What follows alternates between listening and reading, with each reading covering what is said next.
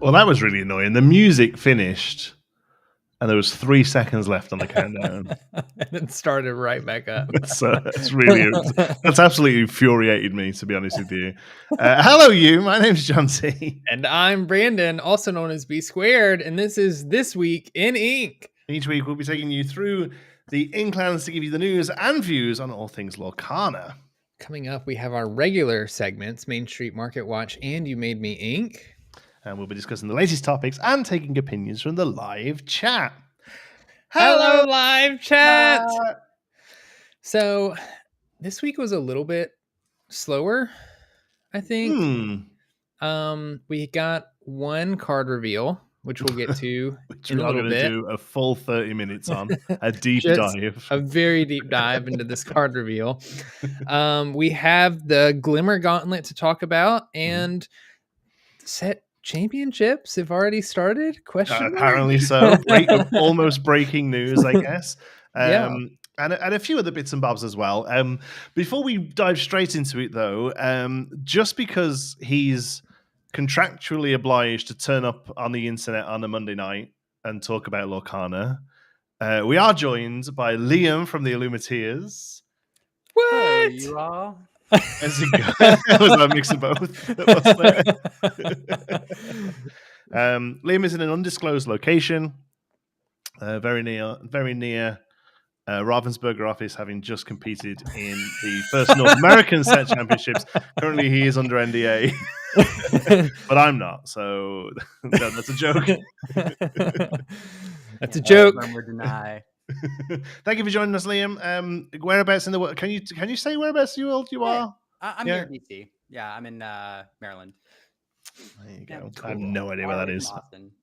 America. It's did far you away miss? from Austin, yeah. Did you not see the eclipse today? Then I bet. Oh yeah. I did not, and it was a double whammy because one, Austin is in like the path of the full eclipse, so the city was freaking out and everybody was excited, and I had to leave. And then I was stuck indoors all day, so I didn't even get to see the partial eclipse that I was. Oh, dang. So, no. I'm aware that it occurred. But, yeah. Yeah. It was cool. I was at work. I don't know. Like, my kid went to see it. It was pretty good here. Like, it's like a percentage, right? It was like a 97% or something here. But my kid and his mom went a bit further south to get a bit better coverage, and that was cool. Like, I'm glad he got to see it. I actually saw one in the UK when I was probably about his age, actually, when I was about 7 or 8, maybe.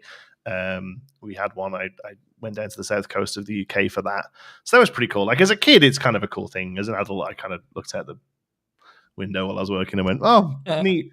Anyway.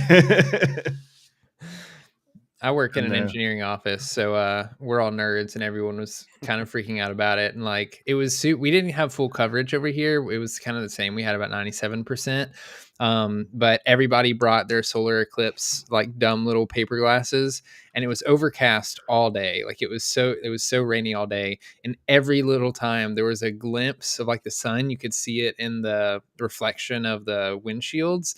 Somebody would like run outside and like look up into the sky to see if they could see it. And luckily it was clear enough for long enough and in little bits and pieces that I actually got to see the like almost totality for the eclipse. It was cool. That's cool. My favorite bit about them, I remember it even as a kid, it was my favorite bit, is not so much the actual like what it looks like and stuff. It's the birds kicking off. Like all the birds just going, "What is happening?" Like, that's genuinely my favorite. Owls are like, am I hunting or am I not? I don't. Yeah. That was an awful sleep I just had. So yeah, the main reason we got Liam on, there's been a thing happening over the last couple of weeks, organized by the Glimmer Gang, which is an awesome YouTube channel, podcast, great group of guys that we're all good friends with, and they've put this together for quite a while now. I remember when this was first announced last year, or at least the start of this year, I guess. It feels like a long time ago. Yeah, it's hard to remember because like some of us were involved before it was even public, months before it was public. So I don't remember how long it's been a thing. Yeah, and but the idea was Aaron in the chat saying hi, Liam. That's awesome. Busted. But the main point was it was a like a what's the sport? What's the sport that happens? March Madness. Like it's around this time, right? And it's like a bracket, and people can bet. It's a sports ball thing. A sports ball thing, sure. Not only a sports ball thing, an American sports ball thing. So I got even less chance of knowing what the hell you're all on about. But is that like this is the time of the year when that happens? Then talking about March Madness? Yeah. Well, I know. Well, I guess March Madness happens in March. But like, what is it? It's basketball, right? I don't follow it. I don't know. Yeah. And how is it different to just a normal basketball? It's a tournament. I mean, it's a tournament that, yeah. So it's, not a regular season where every, wins may or may not matter, but this, single elimination, you lose, you're out. So. Oh, I see. So rather than multiple games over a season placing you, it is a single elimination thing. Okay, cool. Mm-hmm. So that was replicated here through Lorcana with a group of content creators, media people, and some just sort of like names in the community, I guess, as well, right? A real good eclectic mix. And you were all randomly given a color pairing. Yes. I have no idea how. Yeah. Yes. All 15 people involved were randomly given a ink pairing. I don't even remember. I remember Teddy spinning the wheel. I don't remember like how this person got this ink, like how the seating was. I think that was random too. He must have counted the notes that Liam gave him compared to what others gave him, and then everyone else got other stuff. So it was a random color pairing, but after the color pairing was given, you were free reign to build your own deck, but there was one caveat, right? Mm-hmm. Yeah, no super rares or above, rares and below only.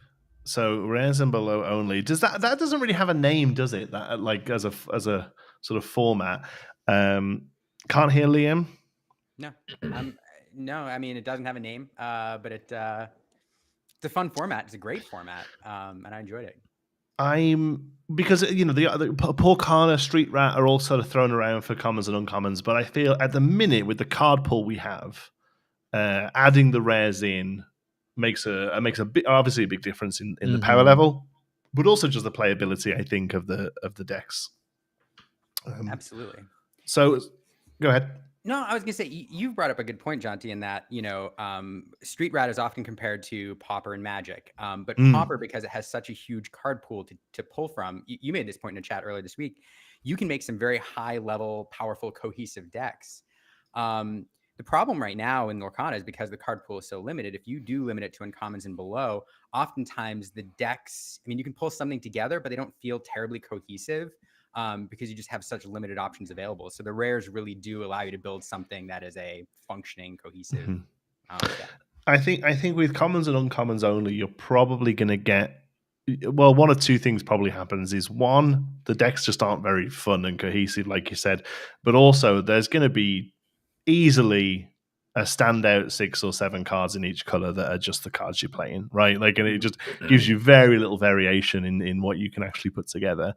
So I think it was a great idea to add in the rares.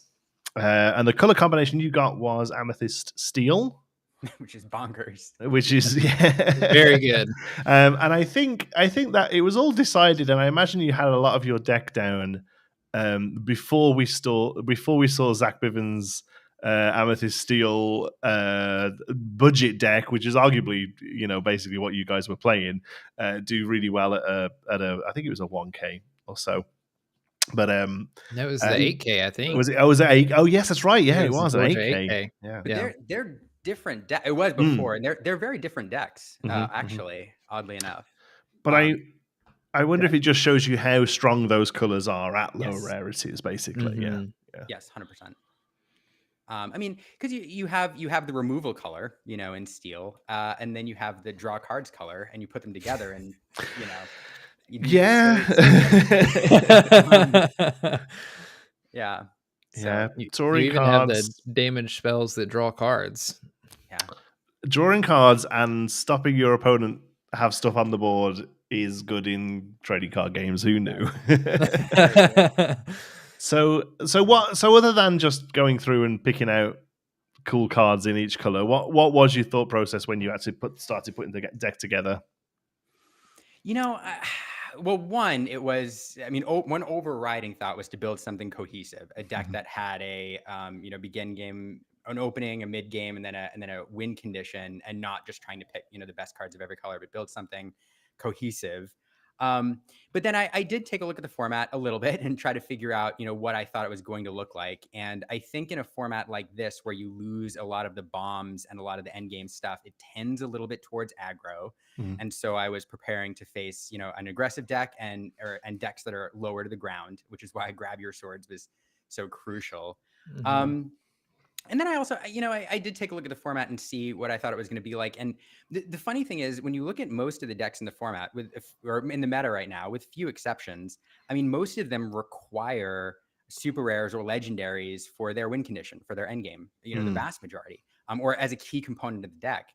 And so, as I looked at it, I was like, I bet that a lot of these decks are going to have a difficult time, figuring out what that end game is. The first few turns in the mid game, are pretty straightforward. And then what is the end game look like for these decks? What are they building towards? And it's either, something with high lore like a Kuzco or Maleficent Uninvited, or maybe a McDuck Manor, or high, something with high willpower and high lore in the mid game or late game, or just going wide, like just eventually flooding the board. And so I don't know.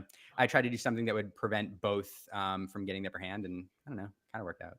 Yeah, I think you're right. Like the two cards that were kind of the bogeymen of set one were Grab Your Swords and Be Prepared. And that removing the higher rarity stuff of later sets seems to have sort of accentuated that here, really. Both cards doing pretty well, although I feel like Grab Your Swords put more work in than Be Prepared did through the tournament. Be Prepared is not a good card in this format. Yeah. I don't think there was a single Ruby deck that ran Be Prepared. Oh, really? Oh, wow. Okay. It's because what's going to sing it? Because most of the things that you're using to sing Be Prepared are cards that have been removed from the format. So you have to put something else in to sing it. And Be Prepared is markedly worse when you're playing it and then allowing your opponent to respond. Unless you can follow up with a Madame Medusa or a Lady Tremaine or something to remove that single thing they play. Which are also both not in. Right. Yeah. So Be Prepared. I at first I was surprised that none of the Ruby decks were running them. And then I stepped back and I looked and I'm like, you know what? I bet you they all tried them, and I bet you they just didn't work. Yeah.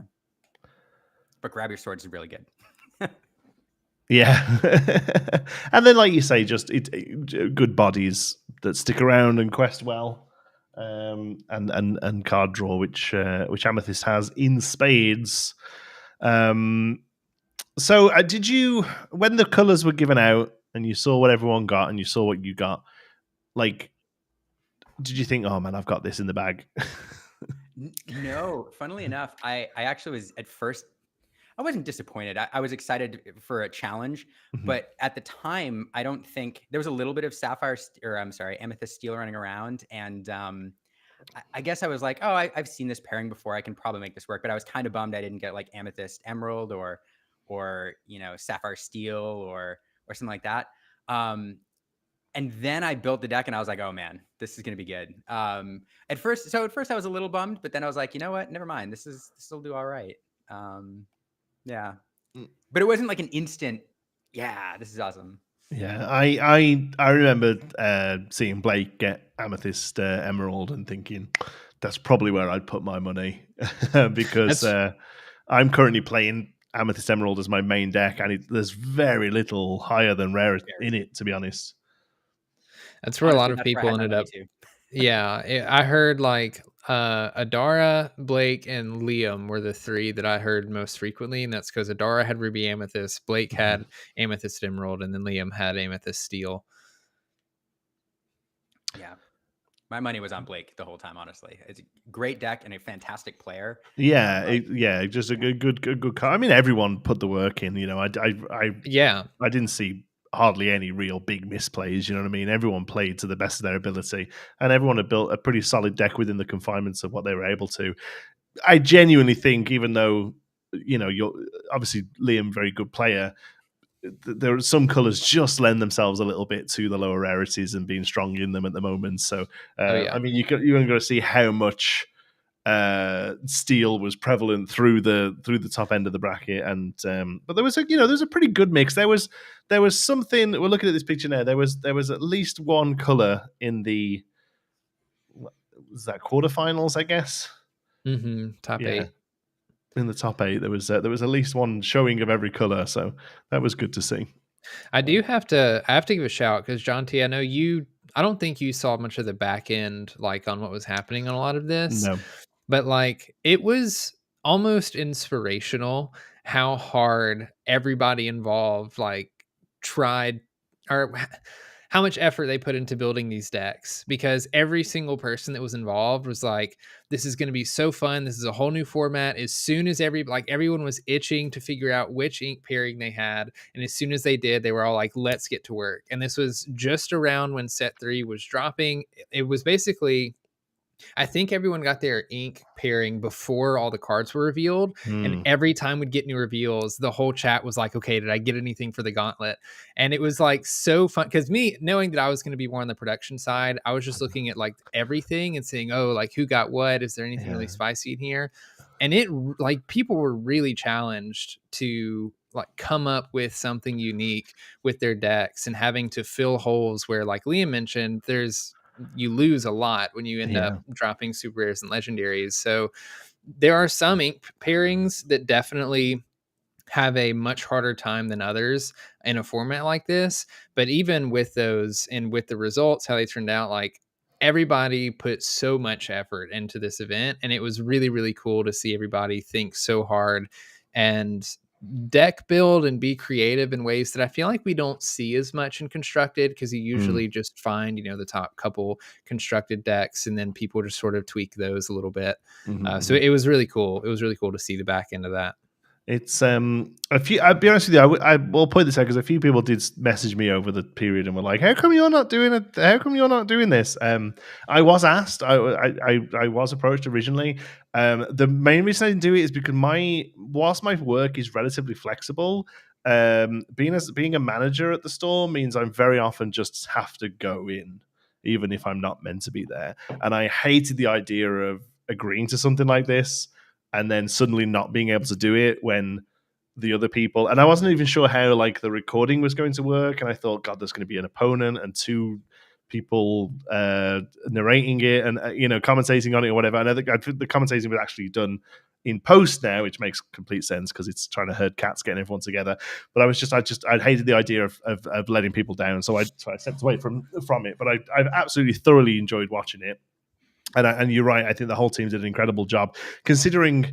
I mean, I know what it's like trying to get me and you sat here once a week, you know, with a handful of notes, and now we're starting to bring a guest in. I when I see, Let's Talk Lorcana each Monday before us, often with multiple guests coming in and out, and all very timely guests as well, based on stuff like I find that incredibly impressive. So imagining trying to do that on an exponential scale, really. So it's really, really well done.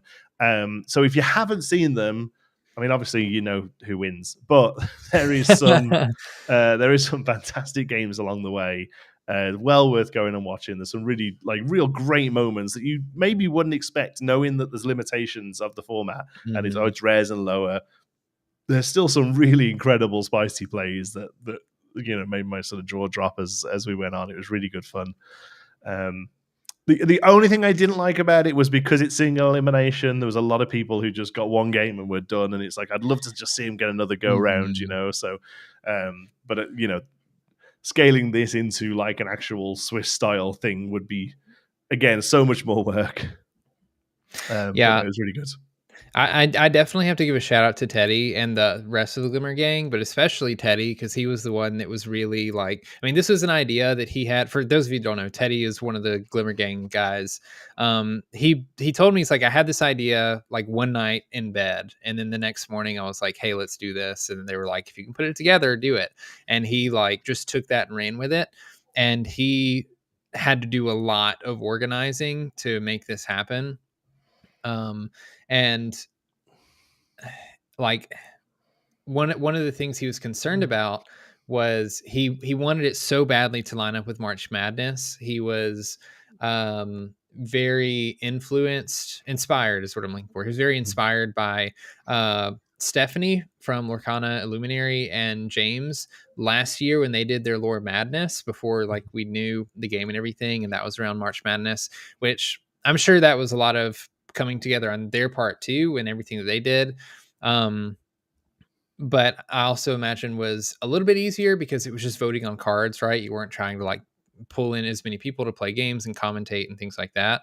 So the challenge that he had was planning it all, giving everybody enough time to get cards, and then giving everybody enough time to play games, and then casters to cast games, then editors to edit games, and then upload it. And then upload it in a way that wasn't overwhelming, so he's not dropping 5 videos a day, but then still be consistently sort of space them just out nicely over 2 weeks, right? It's a lot. Yes, and still align it within the March Madness time bracket. And so it was and on top of that, not release it while a new set was being revealed or new cards were coming in, because we also talked about pushing it back a little bit further, and then he was like, well, if we push it back much further, set 4 might be announced, and it was, and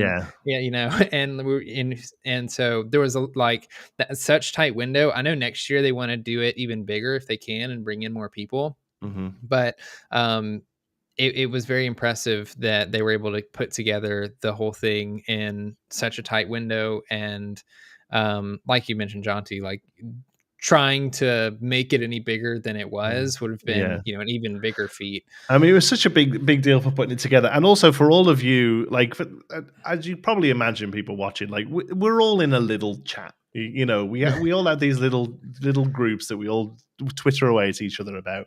And whilst all the set, the end of the set 3 cards were being shown, I'd go in and be like, oh, this is cool, this new card is cool, and all of these guys were like, it's super rare, who cares, I can't play it in March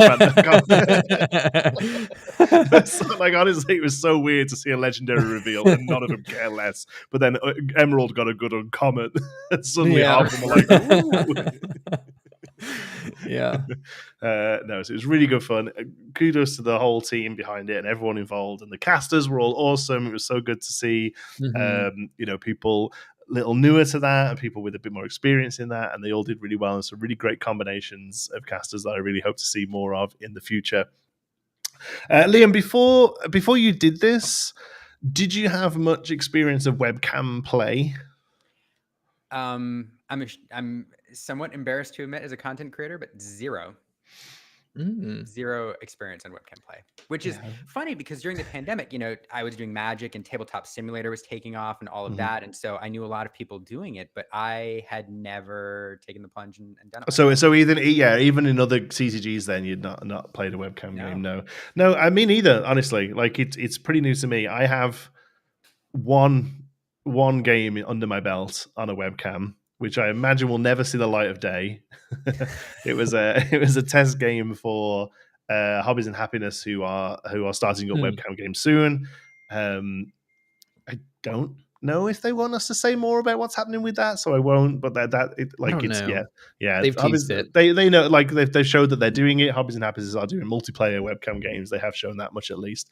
And Dan and Jim are working really hard to get all that together, because again, it just feels like there's so many balls in the air with this kind of stuff. Everything's got to line up physically and digitally, and until very recently I've only had one, but I actually really enjoyed it, and it didn't feel as sterile perhaps as I thought it might, if that's a good way of putting it. I'm not sure.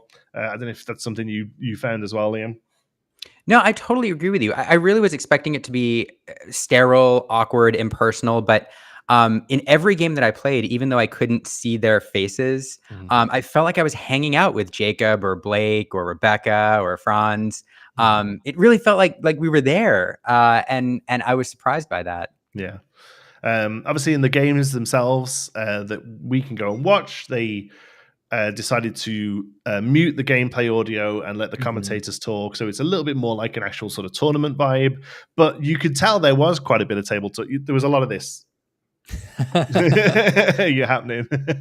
I think it was the right decision to mute the players and on the videos themselves and just have the commentators talk. I think it would have got a little bit too messy otherwise. But it was good to see everyone sort of going back and forth and playing quite casually, still trying to win, but not necessarily really going all out and just sort of sitting there stern face.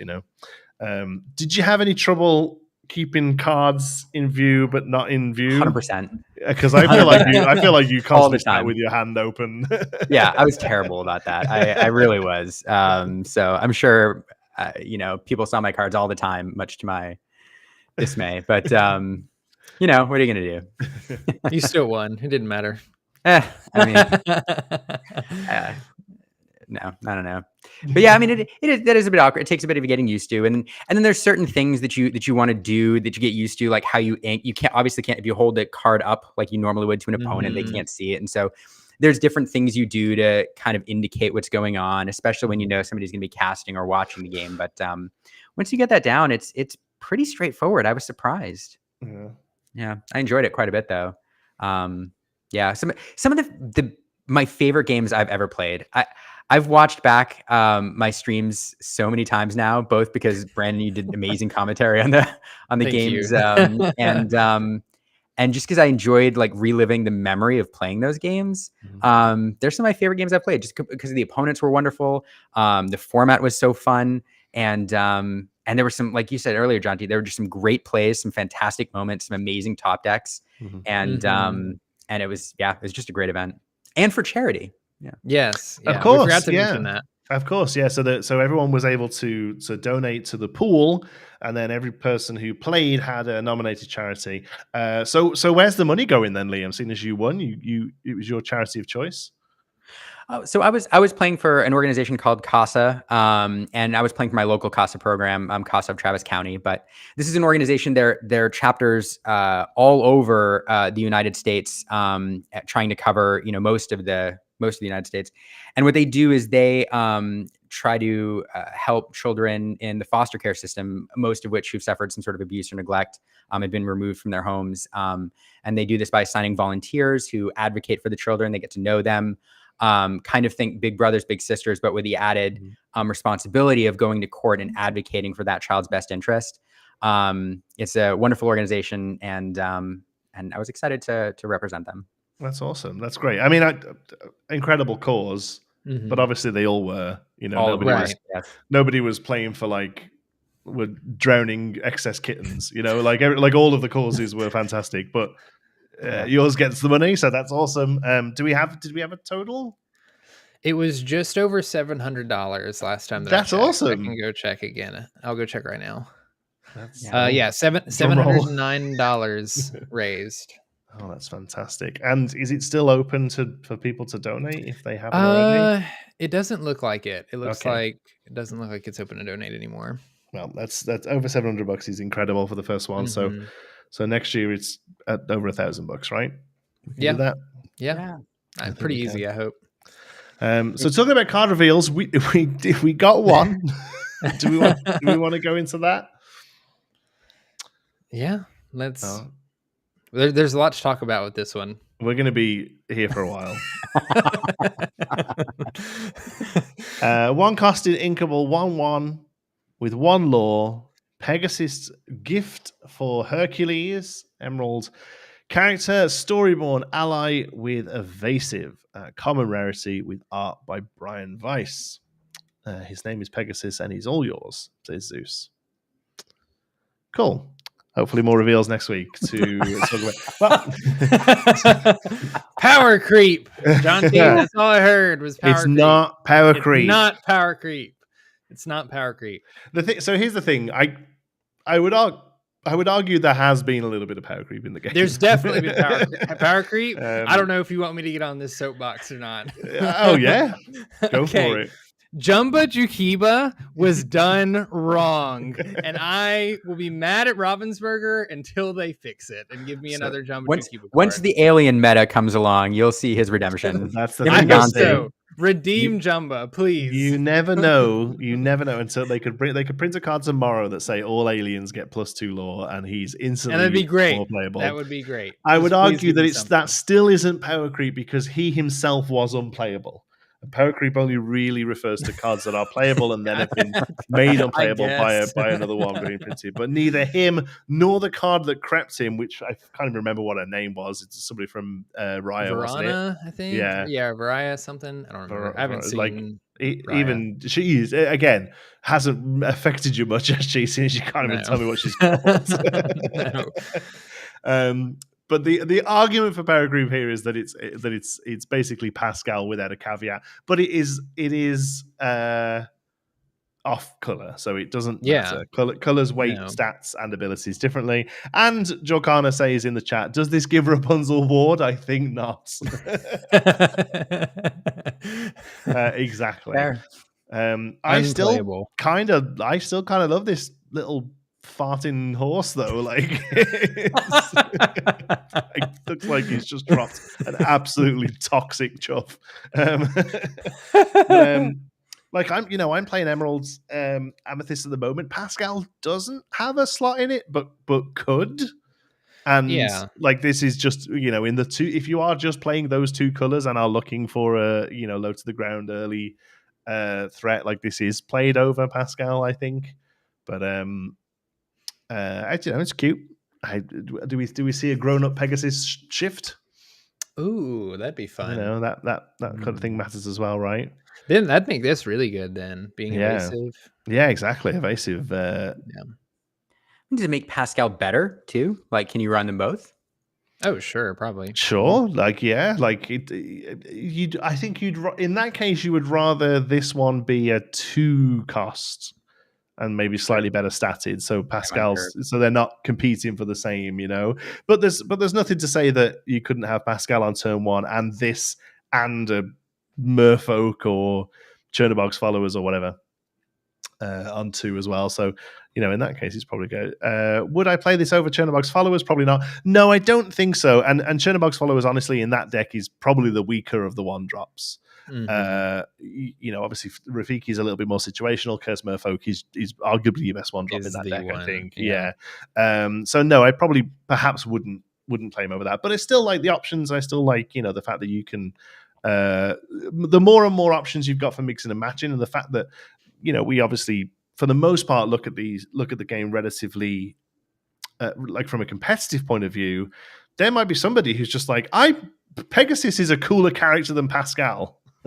And now I am happy Pegasus is, and that is a perfectly valid reason to put this card in your deck, right? So I think that's pretty good. Elliot says Pegasus gives us emerald evasive characters from 1 to 8 inks now. Oh, Liam, minimum. What? Do you know what's the number 2 emerald or number 2? What's the 2 cost? There is an emerald evasive character. I know what it is. 1 through emerald 8. evasive character 2 cost. Oh. Yeah, it was in this set. It was in Into the Inklands. Oh, that's probably why I'm blanking out. Chat, don't spoil it. I can get up anyway to 4 or 5. I have the 5th. What's the 6th? 6. What's the cute. 6 cost? It's that's all. Oh no, that's not from this set. There's a couple at 5. No, there isn't a couple at 5. I'm thinking like all of them. I've got the 5. I can't think of the 6 one. Is oh no, the Cheshire Cat's like 8, isn't it? It's not Don Carnage. No, there's a couple at 5. No, Don Carnage is 5. So is Ray. The number 2 is isn't it starter deck, right? No, I think so. It might be. I've got the number 2. He's unplayable. I can't think what the 6 is. I know what the 6 is. I know what the 6 is. Draft. The number 2 is great in draft. All evasives are great in draft. That's not. No, but this one I think is especially good in draft. At least in this set, it was. Oh. I actually don't even know what IP it's from. That's kind of sad. Which one? A guess. The number 2. Robin Hood. Okay, I was gonna give Liam a hint. Oh, it's Robin Hood. It's Robin Hood, and it was during the era where they traced a lot of stuff. Yeah. Oh, Genie. Duh, that's number 6. Yeah, Genie was the 6. Yeah, that's like one of the few that actually sees a fair bit of play. Yeah, that actually gets played. I'm sitting here knowing that 7 is Dr. Facilier. I couldn't remember. And I couldn't remember the Genie on 6 that actually sees play. Is 8 Genie also? Yeah, the shift one that cares about actions, right? Yeah. So there's quite a few at 5 then. I can think of at least 2 off the bat. I'm going to bring them up now. Let's have a look. Wow. Yeah. You still don't have it, Liam? No, this is a rough puzzle. Cowboy cards low to high. So number 1. Still don't have it. Hold on. I can even bring them up onto the screen. Let me bring them up onto the screen. Do I click share this tab? Robin Hood. Do this. I think Wildcat's 3, Steven. So 1 is Pegasus. I never would have gotten it. Never would have. 2 is Sahis. Nope. Never. 3 1 evasive. 3 and Peter Pan and Wildcat. Mm-hmm. Dreamborn Ink is showing me Fang here because it gives stuff evasive. But 4 has got Flim Rider and Radigan and Tinkerbell. And then 5 is Don Carnage, Stitch, and Ray. And then Genie in 6, Facilier 7, and then Cheshire Cat 8 and Genie 8 as well. Yeah. I'm looking at these and thinking, man, I'd draft every single one of these. Yeah, they're all good. The only one I recalled off the top of my head was Tinkerbell because she ate my Blue Fairy in game 2. Oh, yes. Oh, there you go. Yeah. I remember She's good. To be honest with you, I, until relatively recently, had some Tinkerbells in my deck. I just found that she's just a little... She just dies to any steel thing, unfortunately, you know. Yeah. And, well, they do all, yeah. But the problem with 4... that's all you're doing turn 4 is putting her down just to have her killed. It's such a nasty tempo loss. So she's come out. But there's a lot of stuff here that's playable. And I think Pegasus might see a little bit of play. Oh my God, I would draft him all day long. Can I ask you all a trivia question? There's one more thing between Pegasus and Pascal, other than they both begin with P, that they have in common that we haven't mentioned yet. Well, I can have a good guess seeing as you know it. And that's that they're both done by Brian Weiss. That is true. Yeah. Yeah. I only guessed that because you asked the question. 100%. Otherwise, would have never guessed that. Fair. That's great though. Now I also think, and I've said this about quite a few cards, and it hasn't been true, but I do feel like this art here could be multiples. Could line up with something else. Oh, I could see that. Do you know what I can see? I can see a Herc in a baby crib. Yeah, on the other side, and that's what Pegasus is looking at. You know? I'm trying to think if Brian's done any connecting cards before, and I don't think he has, but I can see that. Mm-hmm. And I think I feel like every time I see something that's slightly sort of at an angle, you know, I feel like, oh, that's got to be another one. But people in the chat are saying they're both animals. I mean, yes, but we all are. We're all animals. Brian yeah. I'd love to see more cards like that. I love. Oh, me too. Hail. Me too. Because I feel like it doesn't require much more work on their part, but it's such a cool thing for us, you know, and it gives you it's a whole other thing to collect. It's a whole other thing to care about. You know, as more and more of these cards come out, the likelihood of being able to get all of them for people becomes a lot lower, right? But you can, you know, I know a lot of people who are like, oh, I'm just getting one of every stitch, you know, like I know that's a thing, right? Yeah, absolutely.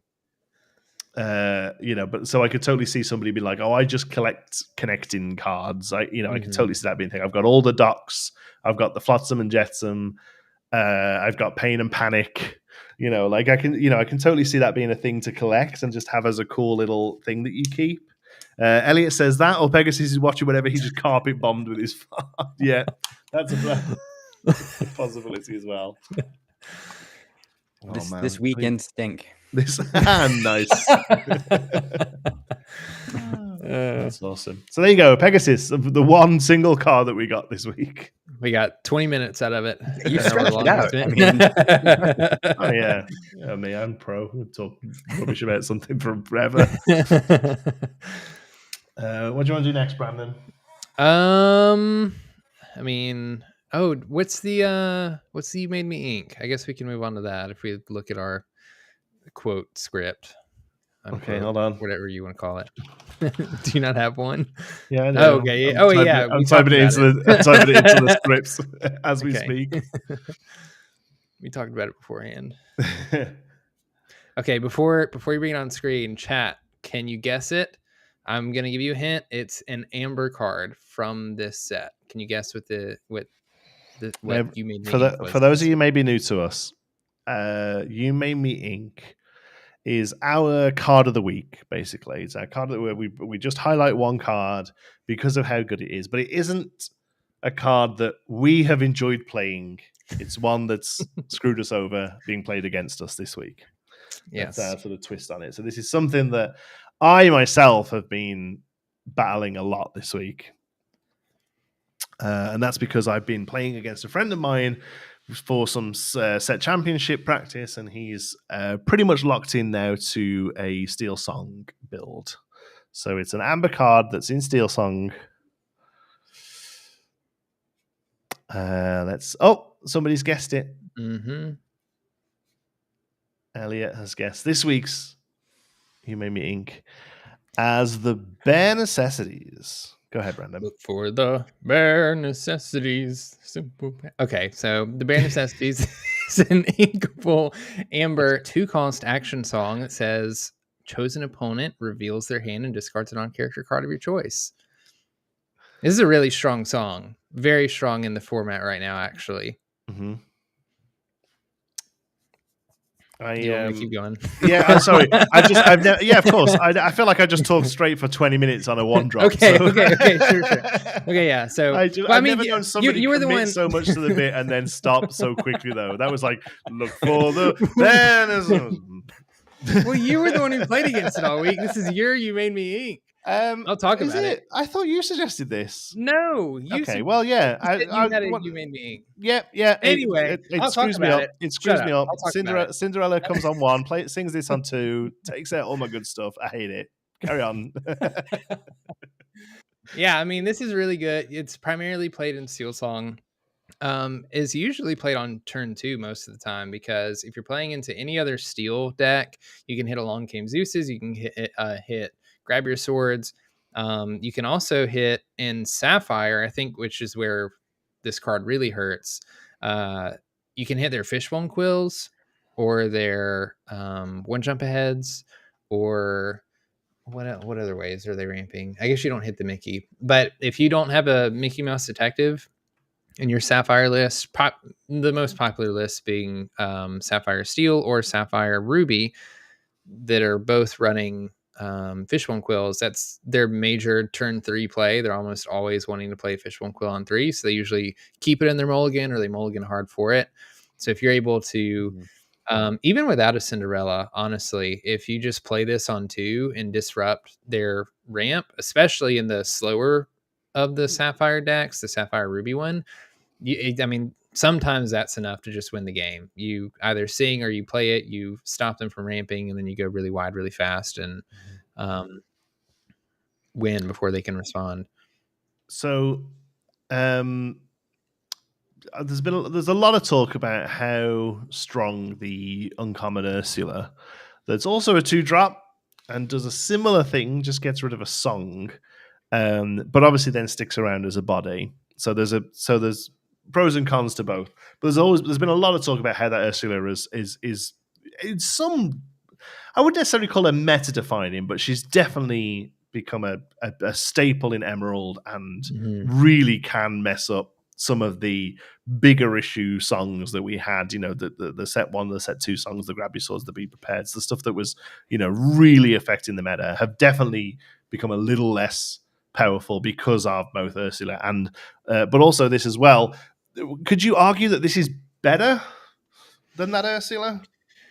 I think it's a difficult thing to, like, it's hard for me to evaluate, because when I think of something like Ursula Deceiver, although I agree I wouldn't call it necessarily meta defining, it is extremely powerful, because in just about every deck, when you look at what the competitive players say, or like what like you're supposed to do in your mulligan, if you see green, you pitch every song in your opening hand and you hope that you don't draw any other ones. And the game plan at that point is basically like, hope that you draw into the song when you need it, or like you specifically play an Ursula to find the song to play that turn. And so, like, for that reason, it's just an extremely strong card. And I've been playing a couple Amethyst Emerald games lately. I know, Jonti, you mentioned that's what you were playing against your friend.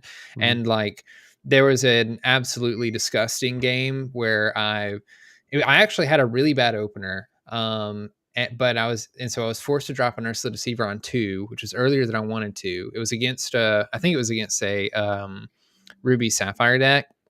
Found to be prepared in their hand, discarded that. A turn or 2 went by. I bounced the Ursula back to hand because I had a fox or a snake or something. Replayed it, got another be prepared out of their hand, and then I want to say in the same turn, actually, it may have just been turn 4. I think it was turn 2 Ursula Deceiver. Turn 3 I did something.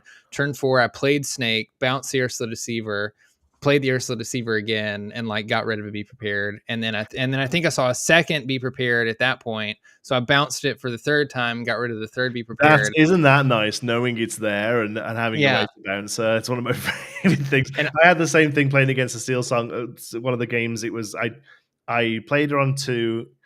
There's an argument to say that playing her on 2 isn't necessarily the best line, and I didn't really agree. But I knew that the deck I was playing against, their perfect line was like 1-drop Robin Hood, 2-drop, and then 3-drop Shift Robin Hood, Sing Whole New World, right? So I was quite happy throwing the Ursula down on 2. And I hit it, and he was like, I didn't even have it in my hand. I top decked it on my turn 2. And then 2 turns later, I bounced the Ursula, and again, he was like, I didn't even have it in my hand. I top decked it just before you bounced the Ursula. Two whole new worlds. The most satisfying thing. But in the 20-something games we played, if I went first, I put my Ursula down on 2, and I got rid of the whole new world, and I won. If they went first, they played their bare necessities on 2. They got one of my friends on the other side, and they won. Like, it was, it literally went down to that. We played 24 games, and I think it was like 13-11. I think that he got 1 on me, off on the draw. But I think I would agree that these cards probably aren't meta defining, but what I think they have done is made other cards not meta defining, if that makes sense. Like I think Bare Necessities and Ursula is the reason why Be Prepared isn't meta defining anymore. Mm-hmm. I mean, I think they were necessary cards. Yeah. Yeah, Liam, you go ahead. No, I agree. I spent this whole time like mulling over your question, Jonti. Like, can you argue that this is better than Ursula? And I don't know. They each have pros and cons. Ursula has the replayability with the bounce, like you're saying. I do like the ability to snipe like Fishbone Quill and Lucky Dimes and stuff. And if I were going to make an argument that this is better, I would say that the song in Steel Song decks nicely fits into what Steel Song is doing anyway. So it just augments its game plan. But they're both good. I don't know. Yeah, they are, and I don't think we definitely had to pit them against each other. I think you're right, Brandon, in saying that both of these cards were needed in the game. And again, I know that Ravsberger will say that the 3 sets weren't designed together in a bubble, but I definitely feel like these were. There was a few cards in set 3 that were missing. To really flesh out the sort of the start of the game, that sort of core foundation that I feel like we now have. Honestly, like I feel like set 4 is going to be the first set that really sort of expands what we've got. Whereas I felt both with set 2 and set 3, they were just sort of fleshing out that foundation. Jason Fernandez in the chat. My whole new world. Stop bullying me. That's my buddy who I was playing against. We bullied each other, pal. Like you destroyed just as many. Just as much as my stuff as I did yours. So yeah, it was a really good playtesting day. Like I say, we pretty much went toe to toe every game. Whoever's on the play got the win. So it didn't necessarily give us that much data. It basically just told us that we're either as good or as bad as each other. So I'm looking forward to in the week getting some games in with some other people as well. Steven says they definitely couldn't have designed this in reaction to set 1 right. Not enough time. I don't think so. I don't think so. No. I remember at Gen Con them saying that they were already working on like set 7 or something crazy at the time. To an extent, though, like what does working on mean? Yeah, well, that's the other thing I wanted to say. Like you mentioned earlier, they haven't said that the first 3 sets were like designed together or anything. Never mind. I forgot exactly what I was going to say. No, I made the mistake early on because I misheard somebody, and I said, several times early in the game's development that the first 3 sets were designed together. Do you know what, Liam? I don't think we misheard. I think somebody misspoke at some point because we all had the exact same idea on the back of it. Honestly, yeah. Okay, good. So we were all wrong together. That makes me feel better. But Steve Warner did come out and say, they were in design and development respectively about the same time, and so they were finishing up the design of, it sounds like, of the first set and the second. At the time they were kind of finishing the design or the development of like 3 and 4, or vice versa. I don't know. Yeah, but anyway, it is possible, I think, that certain cards were slipped in as they saw how the meta and sets 1 and 2 were kind of in their playtesting were developed, and they could have slipped a couple cards in to those sets. It's possible. Maybe. That's what I was gonna say. Is even if they didn't design all the sets together, it makes me wonder if, as they're preparing these sets, if, like Liam just said, they go, okay, Be Prepared's performing, way better than we expected it to, or these cards might need a little bit of counterbalance, and so they just said, well, we have Ursula. Maybe she wasn't. So I say that though, but like all of this feels like it was leading up to Ursula's return, right? Yeah. And so, like, I feel like that sort of stuff is locked in. So like surely Ursula Deceiver was just planned all along. Yeah, because all of the, like, there are set 1 cards that the Mickey and the Duke Westerton looking at the seaweed, all that sort of stuff has got to be cooked in pretty early on, I think. Really, Elliot there says the Ursula is strong. But she's not much of a body. Afterwards, we set for the Floodborn Ursula, the 2 costs will be stronger. Sure, I still think she's one of the best 2-drops in the game if you play an Emerald, really. I don't see an Emerald list that doesn't play 4 of her. Yeah, that's why I was going to say, like, in the Bare Necessities versus Ursula debate, I think if I had to pick one, I'd say Ursula was stronger for that fact alone. Like, because there are some Amber decks that don't run Bare Necessities. Don't run Bare Necessities, or only run like 3 copies of it, and every Emerald deck that I see runs 4 copies of Ursula Deceiver. It's just too good of a card not to run. Yeah. I mean, Emerald's only really seeing play with Amethyst or Steel at the minute, I think. Like, of note. Yeah, I think so. But yeah, she's in both of those. IPA says some of the artists said that set 3 was the first set that got artwork that was done after set 1 was released. Yes, I think a couple of people might have mentioned that on your streams, Liam, before. Like set 3 was the Nicholas Cole mentioned it. Set 3 was the first set where as people were working on the art for it, set 1 cards were at least revealed. Not necessarily the set was out. But artwork had been shown. So, but you got to think that, I mean, that could be as long ago as August 2022. You know, like that's when we saw set 1 cards technically. So and they also don't necessarily know. I don't believe, at least, the artists know. Oh, I am drawing a set 3 card. Like, because even like Nick Cole has said, he did the Rockstar Stitch and then it didn't show up as an Enchanted in set 1. He was like, cutting room floor, and then it shows up as the championship. So the art that they're taking in isn't necessarily earmarked. Definitely, this is 100% going on this card. You know, that I think that's generally true. I have heard artists nowadays say that they've indicated they know what set they're working on, but that may be a more recent thing. It may also be too early on. Like, most of the artists didn't even know what a TCG was, and so when you ask them, "Hey, did you know it was a rare or an enchanted?" Yeah. They're like, I don't know what. There's very possible they might have been given a brief that at the top was like rare card from set 3, and they've just gone, anyway, let's draw Mickey Mouse. That is fair. But I do think early on, I think you're right that they were gathering a lot of pieces, and they may not have had it assigned to specific cards or sets yet. Yeah, and stuff can move around, and I feel like we maybe seen it already. If you look at the 2 Moanas from set 3, like very similar kind of pieces of art, and I wonder if maybe they'll get a little bit more spread apart as stuff moves forward and the direction spreads out a little bit. I think partly, perhaps, I mean, I'm pulling all of this out of my butt, by the way. I've got no insider knowledge on any of this, but I feel partly Ravensburger are maybe having to, or at least feel like they have to keep a little safe with the artwork. From a sort of appeasing Disney point of view. But also I think perhaps artists might also feel like they have to be a little bit safe. It's a big contract. There's a big chance of it becoming a repeat gig. And you're becoming the custodes of 100 years worth of artwork. You're being given the job of making these characters who everyone knows what they look like. I mean, it's even a meme in the movies that if you draw Flynn Rider's nose a little wrong, he looks completely different. You know what I mean? You've got at a moment's glance, you need to know who these characters are. But I do feel as the more and more the game gets established, and the more it sort of shows itself as this sort of standout piece of memorabilia, which is what it is, really. Let's be honest, it's Disney memorabilia. They are going to be able to sort of stretch their muscles a little bit and get a little bit more creative. And you see it a little in set 1, but I feel like set 3 was really the set.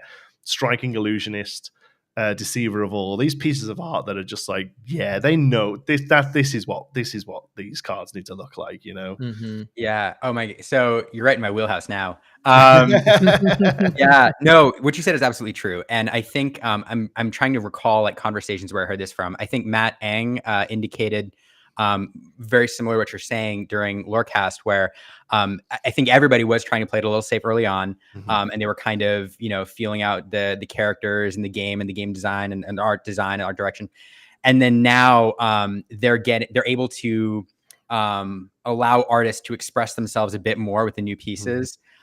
Simultaneous to that, we have a video coming out with Nick Cole actually in the near future, talking about the art the process behind the card that he collaborated on with John Lauren. Awesome. And the Ursula piece, which is amazing. And one of the things he said is, he's like, like we started to see as other artists started to do stuff in sets 1 and 2, like, oh my goodness, this is what they're bringing. All right, let's go. And also there are artists. It's not uncommon for artists who have tried to push further with the characters and then been reeled back. There's some interesting stories where artists have been pulled back a little bit.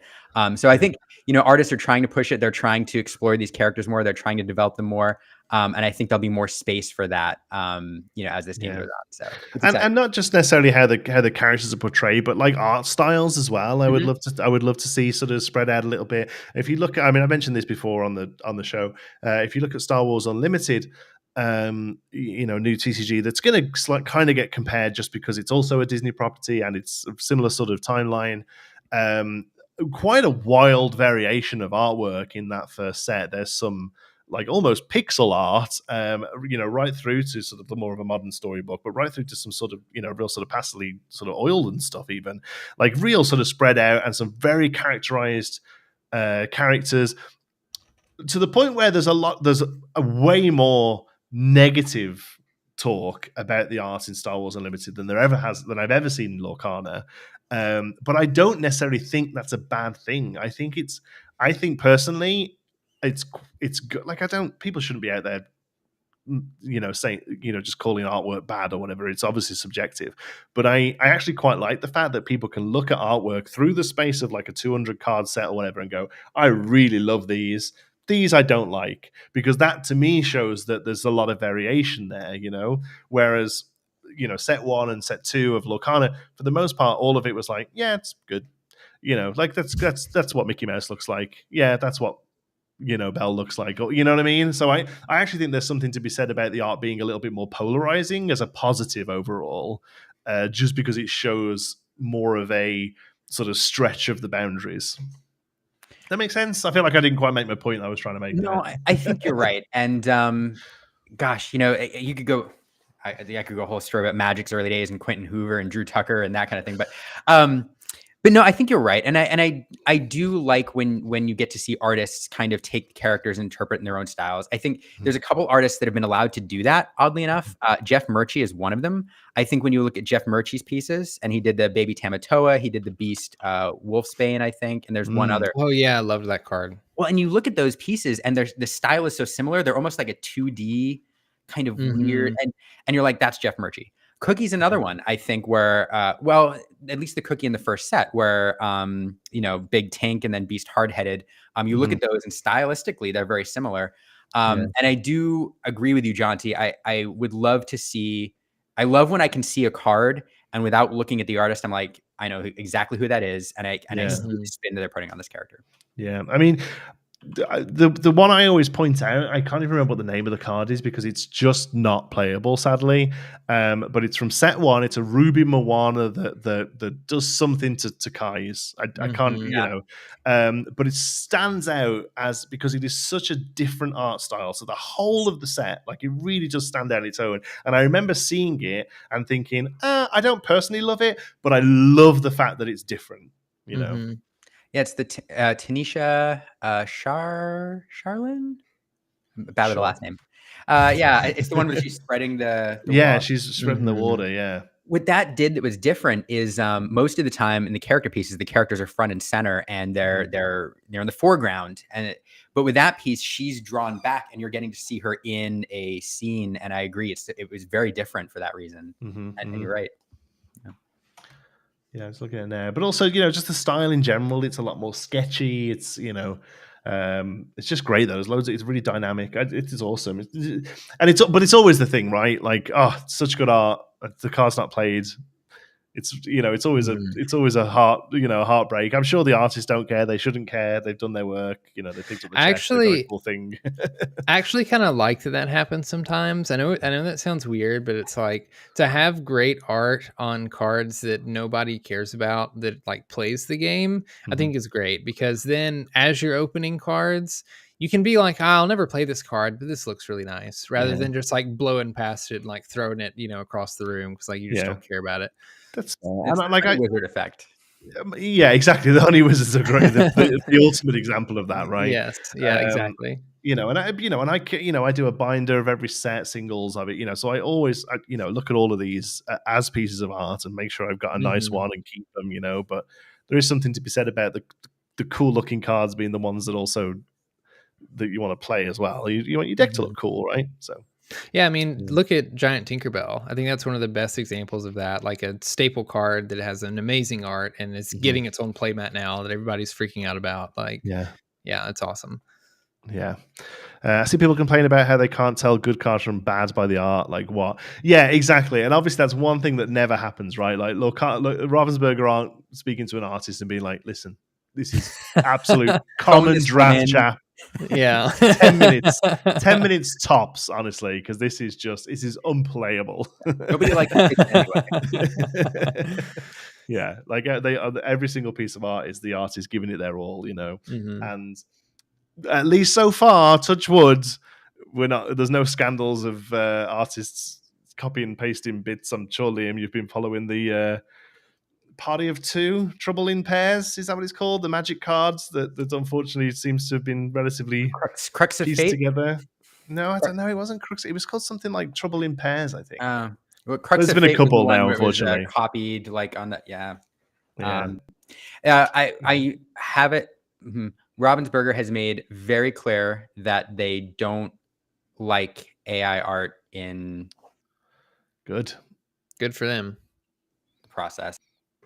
Oh, pretty going with that, but no, not necessarily AI art. But no. There's been a few cases now where where magic artists have reused a background of somebody else's art and flipped it, or they've I do remember seeing this. Yeah, I remember seeing this on Twitter. Trace Nielsen had an issue with that, and one card. There's been a recently, unfortunately, and it's that's part. I think mostly down to Magic's just churning out stuff rather than the art. The artists are going to be under massive pressure to get stuff done at the moment. Magic's got 600 new pieces of art a month now, basically. With the fact that they've got a set every month, each card has got a regular full art collector showcase. Like it's 600 pieces of art every single month. It's way too much for any amount of artists to manage, and unfortunately they're having to take shortcuts, and it's getting picked up now. So hopefully they'll knock it out. But I don't think we have any fear of that with Lorcana, because I think Ravensburger really understand just how important the fact that this is original art, but based on characters that we all know well and love, right? Like I've always said this could have been screen grabs. This could have been screenshots from movies. Probably still would have done okay. But the fact that it isn't, the fact that they take so much care and it's obviously such a center point of the game for them, it really speaks volumes, I think. Yeah, and part of it too is the process. There's so much back and forth from the visual development phase to the getting the Disney approval, and so there's so many checks and so many at times where both Disney and Ravensburger weigh in to kind of direct the process, that I think it'd be very hard to run into issues as those other artists did. Yeah. Oh, who they're coming for? Is that you? Not too much.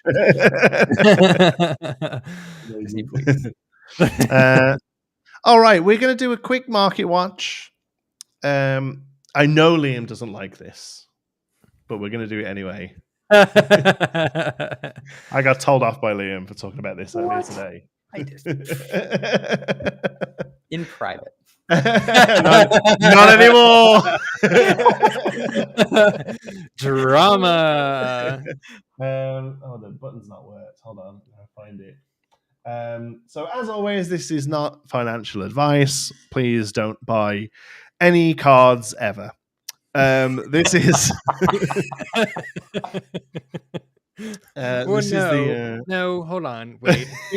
Go to your LGS and purchase Disney Lorcana packs from your local game store. Blue Bastion, Raw Elves are now $50,000. Yeah, no kidding, dude. I might as well just stop now. So yeah. That's always going to be the one that for those who don't know, Brandon's trying to do a set one Enchanted. Yeah. Elsa's going to be the one that gets you. Although you're lucky that you've got a Stitch, because my god, yeah, I was complaining 2 months ago about spending extra money on a Stitch, and it's literally over doubled what I paid for it to get it. So pretty much overnight, it has been forcibly inflated, I guess. It looks like a person or a group of people have sort of done a forceful buyout of this to push up the price. Don't panic. Don't. I mean, well, I was gonna say don't sell yours. Hell, you want $1,000 quick? You probably can make it. Go fill your boots. Don't necessarily run out and buy one of these because you're desperate for one. It does look like First Chapter is seeing some sort of restock. I don't want to say the P word. I keep hearing that. But it looks like there is an allocation of product going out to stores as part of their store championships. I'll be honest with you, I'm a little bit in the dark at the moment because my Lorcana distributor, my rep there, his wife has just had a baby and he's on paternity leave right now. Selfish bastards. So where's the Lorcana? So I'm a little in the dark at the moment, unfortunately, regarding it. But obviously, Marcus, I know you don't watch this, but I wish you all the best. It's his first one, and apparently doing great, so that's awesome. But yeah, I'd like he could hurry back to work. So I'm a little bit in the dark, but apparently, yeah. Can I confirm First Chapter 24 boxes Play Store for tourneys? No. But it seems like that's what's happening. The way it works is I've got a website I can go to for my distributor website, and there are like a list of invoices there, and like one of the invoices will just be like stuff I ordered that week. There's always one that's like the next Magic set. So at the minute it shows like a pile of Outlaw Junction, Thunder, the Cowboys, Magic Cowboys. There's an invoice that's just Magic Cowboys. And then there's another one that's standing orders. So all the stuff that, like, whatever it is we take. So like for instance, a lot of the miniature games, it's just like we take a dozen of whatever comes out kind of thing. So that's all of those listed there. And then there's a fourth one at the bottom that's got set championships pack, which I assume is the Stitches, and 24 boxes of First Chapter. And I didn't ask for them. Not saying I don't want them, but like I didn't even know I could, right? But they're sat there in an invoice right now. So don't take this as verbatim. Don't take this as fact. But it looks like 24 boxes of First Chapter are available to stores who are holding store champs. But there's nothing in the store champs document about it. It's not like you're winning any of this necessarily. I know some stores are pricing out First Chapter, which is awesome, but it's not part of the official, pricing or anything like that, right? So, who knows? Google Gamers there says my local store is getting a restock. They're taking pre-orders for them. Yeah, unfortunately, just at the moment, I just can't quite get any confirmation on what it is or why it's there. But yeah, it seems like that might be a thing. Yeah. So with that in mind, I definitely wouldn't go out and buy a Stitch Carefree Surfer for $700. This is not financial advice, but don't do it. The cheapest one listed is a moderately played hollow foil. Who's moderately playing these? Unsleeved on concrete. Use it as a bookmarker. Yeah. Squeeze I use it to squeeze around my tea bag to get the straighten it out again. Very minor dent in top. How it came when I bought it. I mean, fair. At least the guy's being honest. Let's have a look. Yeah. Oh, I think he's been a bit harsh on himself calling that moderately played. Let me see if I can get a better look at it. I mean, you want these things to be mint, don't you? But in today's TCG parlance, it's probably damaged, really, in it. Yeah, unplayable. I've moderately played them. I've moderately played them. There's a guy who a good buddy of mine, Darian, comes and plays in our league, and he's playing Steel Song, and he has an enchanted Big Ting and an enchanted something else. What is it? Maybe Robin Hood, one of the other big steel bomby things in the deck, and just sits and shuffles them up and plays them both. And it's an absolute baller tactic because every time I see him shuffle, I'm like, ooh, and I'm not thinking about my game plan at all. I'll be honest, when Into the Inklands dropped and I was trying to like get all the cards and Ursula was $40, I hadn't pulled a single legendary Ursula, and I was like, am I really gonna have to pull the trigger on $120 for a playset of these? But I had pulled the Enchanted misprint or whatever, the Enchanted Ursula card. The provable first print, let's call it that. And I was this close to like just ordering 3 Ursulas to save the $40, and then just being like, I'll play with the Enchanted if I need a 4th. That's same thing with my morph. I didn't do that. I ended up just buying it all, but Michelle's saying she needs an Enchanted Big Ting. Again, one of my favorite pieces of art. Print it. Doesn't that how this work? Don't you just have them in like a philo in the office? Oh, so there you go, Big Did you Ting. just go grab one? I know McFly just has like a big version of one. I'm sure you can find one somewhere. Big Ting, she's trickling up. Again, I'll say this: like the Stitch has been, what's the word, artificially boosted today, but they're all still trickling up as you would expect, right? There's no set 1 product out there at the moment, so they're just going to trickle up. Apparently the set 2 ones are as well. I haven't really looked. I mean, I'm not moaning. Like, technically I have one of these. I paid $200 Canadian for it. This is now worth about $900 Canadian. I've made $700 today. And I use those massively there. So, but yeah, it's kind of crazy that this can happen. Small population, and I mean, that's it. I think there was something like 11. There was like 11 listed or something before, and now there's 12 listed at this sort of higher price bracket. So I don't think this happens much with like other TCGs where products is more available. I can't remember this happening with Magic recently anyway.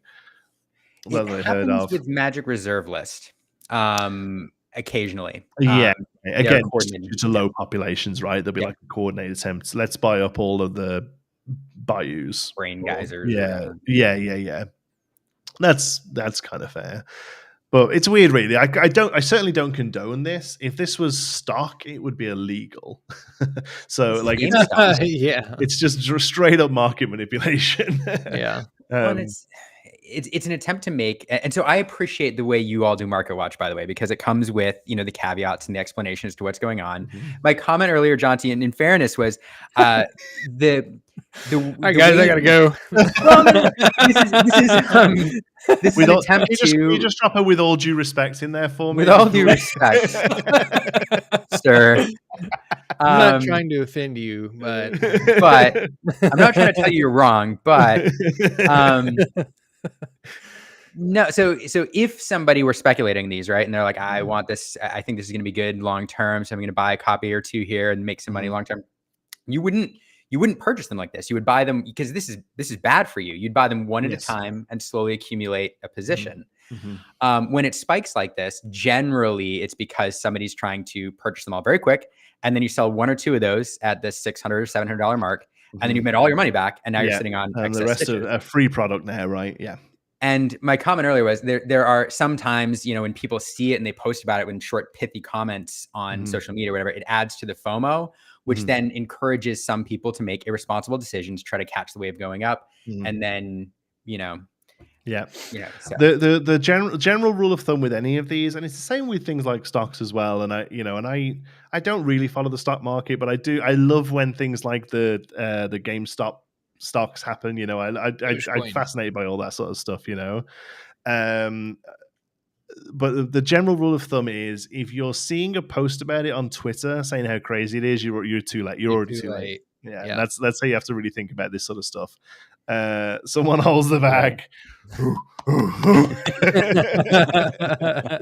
All right. Talk so much yourselves 1 second. I'm just going to go and grab a drink.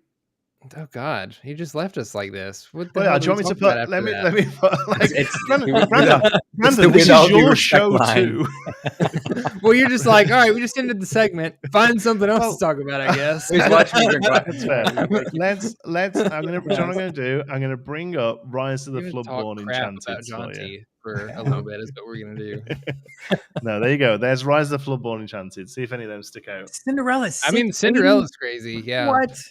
Alice is more expensive than I thought she would be also. Because that's what I was saying earlier. That I mean, I look at the first chapter Enchanteds about every week because I'm buying maybe one a month if I can afford it, just to try to slowly accumulate them. And like they've been trickling up, just naturally, like we talked about earlier, as you can expect. And they're getting a little bit expensive, but then it's funny to see some of the like Into the Inklands Enchanteds and then some of the the Rise of the Floodborn Enchanteds, like Lady Tremaine is $70, but it's like Big Tinkerbell is $350. So it's interesting to see the price disparity between the sets and like just how important a set 1 Enchanted card is because it's set 1. But I guess that's not entirely true because we see Alice and Cinderella at way more expensive than I thought they would be, to be honest. I have no explanation for Alice. They're in single-digit listings. Both of them, very low listings. There's 3 Cinderellas. There's only 2 Snow Whites. Yeah, that's just I don't know, man. Market manipulation. I think there is something to be said about the princess tax as well, though. To be honest with you, yes, yeah, that was a big thing in Pokemon, and I'm sure it is in many other games. But it was just like the waifu tax. For some reason, every girl or woman, special art character was way more expensive than any of the other special art cards. And the same thing happens in Lorcana, I guess. Look at that for a line on Snow White. Yeah. Fascinating. Yeah. And just the not just the few, but in Disney, lore, princesses are their own bracket, right? Yeah. Which is why you have Namari, who's not a Disney princess, female character, but so they're part of a very particular or specific brand. Yeah, and like some are, like Alice isn't a princess. It's interesting really because Alice isn't, Namari isn't, but in Lorcana, Namari has the classification princess in Lorcana, so that's true. Which I also find fascinating because narratively she is. So Lorcana is basing their classifications on the narrative, not the brand identity. That's true. It's a good point. Yeah. So, but yeah, I'm just saying, whoever it is buying the stitches, this one's real nice if you want to do. This is one of the most beautiful Enchanteds. I have no idea why it's only 150. This guy is, if anyone wants to absolutely gouge the hell out of this, I don't mind because mine's sitting there. What else have I got? I'm regretting having my Enchanted scribbled on now. No, they're worth even more. I've been thinking about that a lot since I've been acquiring some of them, and since I pulled so many dang Enchanteds into the Inklands just out of luck. So annoying. I say you're lying, but I see you do it on stream. Yeah, it did happen. I record all of it somehow. And I've been thinking about that a lot because I'm hoping to see artists at some of these events and if there's any PPG events like close by. I know that they bring in artists a lot of the time. And when I went to Miami, like the art that the artists were doing on the Enchanted cards just looks so cool. And I can't make up my mind on whether or not I'd want them to actually scribble all over the Enchanted or not. I have no idea. It's a tough call, and I think it has to come down to whether or not you find value in them. I think I have no problem with signatures. I quite enjoy getting signed cards. I feel like for me personally, I kind of like the Enchanteds to stay clean. But again, like it's absolute personal preference. I feel it has to be because for whatever it's worth to one person, one man's treasure is another man's trash, right? Like it has to be down to you. Yeah.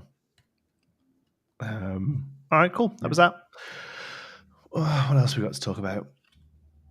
Oh yeah, this is quite a bit actually. Still, the big news that dropped today. Any point you want to tag out, Liam, go ahead. But there is more stuff to talk about. So, first of all, over the weekend, we got news that the see, that's like a big deal. I forgot about that. We got news that the challenges, were getting quadruple. Increased size-wise. Yeah, I forgot about that news. Yeah. It feels like we've had it was a quiet week, and then we got Pegasus. and that took over, and then everything just went crazy. I'm gonna see if I can find bring up the news article. Disney Lorcana challenge update. There we go. So I should be able to jump over to this and show you all that. I tell you what, and Liam, I know you're a big advocate of Restream. You've been using it for ages. Doesn't it make stuff so easy? Yes, all this sort of stuff is incredible. I would thank Dan from Hobbies and Happiness for putting us all onto it. He was definitely the one that really pushed it. So, okay, hello, Illumineers. After some additional time working with our event partners, we're happy to announce that we will be increasing the player cap for all events. For the events in Atlanta and Lille, we will be increasing the player cap of the main event to 2,048. That's in honor of that little app phone game that everyone played that one summer. That's exactly what I thought about too. That's what Aaron said too. It's true then. It must be true. We're looking to resume future challenge ticket sales as early as next week, so keep an eye out for links to additional events. And then Atlanta, additional tickets will become available only to those on the current wait list in waves starting on Sunday. If you're on the wait list and chosen to purchase, you'll receive an email giving you a 24-hour window to purchase a ticket. Please act quickly, as you can only purchase tickets during the window. If you miss the window, it will be available to the next person on the wait list. And then for the French, it's like, tickets will come out on Monday. So you sort yourselves out your French. So the Atlanta one, it seems like everyone... I've yet to see someone be like, I still didn't get a ticket. I have. I've seen plenty of people. Yeah, I say plenty. I've seen way more people be like, oh, I got a ticket. But there is a handful of people that I've seen across Twitter, like Googly's mentioning in the chat. He still hasn't received an email for a ticket either. So, first of all, that's nuts. Because you know what that means? That means there's over 2,000 people on the wait list. Oh, well, I mean, we knew that, right? Did we? Yeah, because if you go on the website, you can see how many people. Oh, you can see how many people are on the wait list. It was like 2.7 thousand. Okay, I didn't know you could see that. Yeah, on the original day, I'm sure it was like 2. I'll be honest, I got my ticket and I didn't look at the page again. Suddenly, it was like, I'm out of here, scrubs. I'm sorry. But anyway, I don't know. Like in my when we first heard about set championships, and even before when I heard different content creators say, hey, it would be awesome if there are regional champion, like some regional large event for a competitive circuit. 2,000 was not a number that people were throwing around as like a realistic, this is what we should expect. I don't even think in many people's best scenarios, an attendance this large was like even in consideration. I know it wasn't for me because I mean, I mentioned before, I come a lot from a Pokemon background. Like I know their regionals last year, the year before, they were breaking 1,000. and like this year, I use that feature just for the premium comments. This year, I think the Pokemon regionals are starting to hit 1,500, but the fact that we are shooting past 2,000 in the very first one is not enough technically. Yeah, exactly. And like there are still people on the wait list trying to get tickets is just mind blowing to me and crazy. Yeah. I'd have thought if they could double it, that would be impressive. But yeah, the fact that it's quadrupled, it's also moved venues as well. I believe Atlanta, right? Mm-hmm. It did. I think it's like across the street. Well, I also want to say that for everybody who had angst when they, when this all happened, you can't just book venues like that and change that just like a drop of a hat. And to me, it shows that there were contingency plans in place. They were prepared. They wanted to see the demand, and they were able to adjust because of some groundwork that they'd laid early on, which is kind of cool. 100%. The amount of people I saw on Twitter that were like, just sell tickets. And then when you know how many tickets you've sold, find somewhere big enough. Like, if you got any clue how this stuff works, please, come on. I promise this isn't me bootlicking, but I do I do feel like this deserves a shout for Rochelle, because I know not everybody like spends time in the Discord, but this is not the first time that something like this has happened with Ravensburger, and people have like gone to Ravensburger's throats about things going wrong, and then they say we have a plan for this, and then people still just act stupid, and then like Ravensburger says, okay, here's our plan, and we're fixing it, and then everybody's like, oh, this is great. Like Rochelle has said since the beginning, like they had plans for this if they needed to increase size. And so when people were irate about not getting a ticket initially, it was a little bit like, I was surprised that I didn't see more people being like, oh, hopefully they can increase their size. Because it was a lot of people that was just like, I'm mad at Ravensburger because I didn't get a ticket. So like shout out to Rochelle and whoever else is involved in this and like making that happen and fixing it and going through that, because maybe people will start listening when they say like we have it figured out.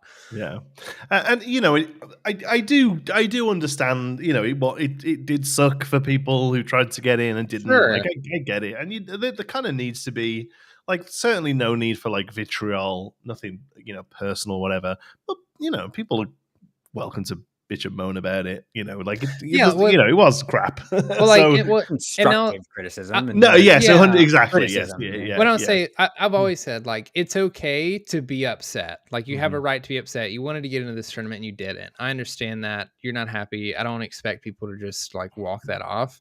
But yeah, don't be a booty hole and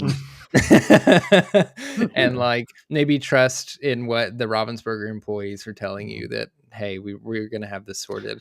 We're working on it. Be a little bit patient. So I believe Leal go on sale tomorrow. Is that? Oh no, today. No, Leal, yeah, they already went on sale. 8:00 Central Europe Standard Time, CEST, I guess. I don't know. Central European Standard Time. So you're the European.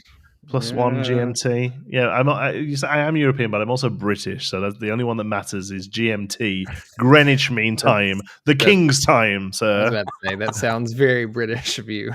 Lyle is already sold out. That's that. But that was also Leal. 20. Leal. Yeah, that was also 2048. Yeah. Wow, that's awesome. And I don't think we have hard numbers for future ones, other than that they will.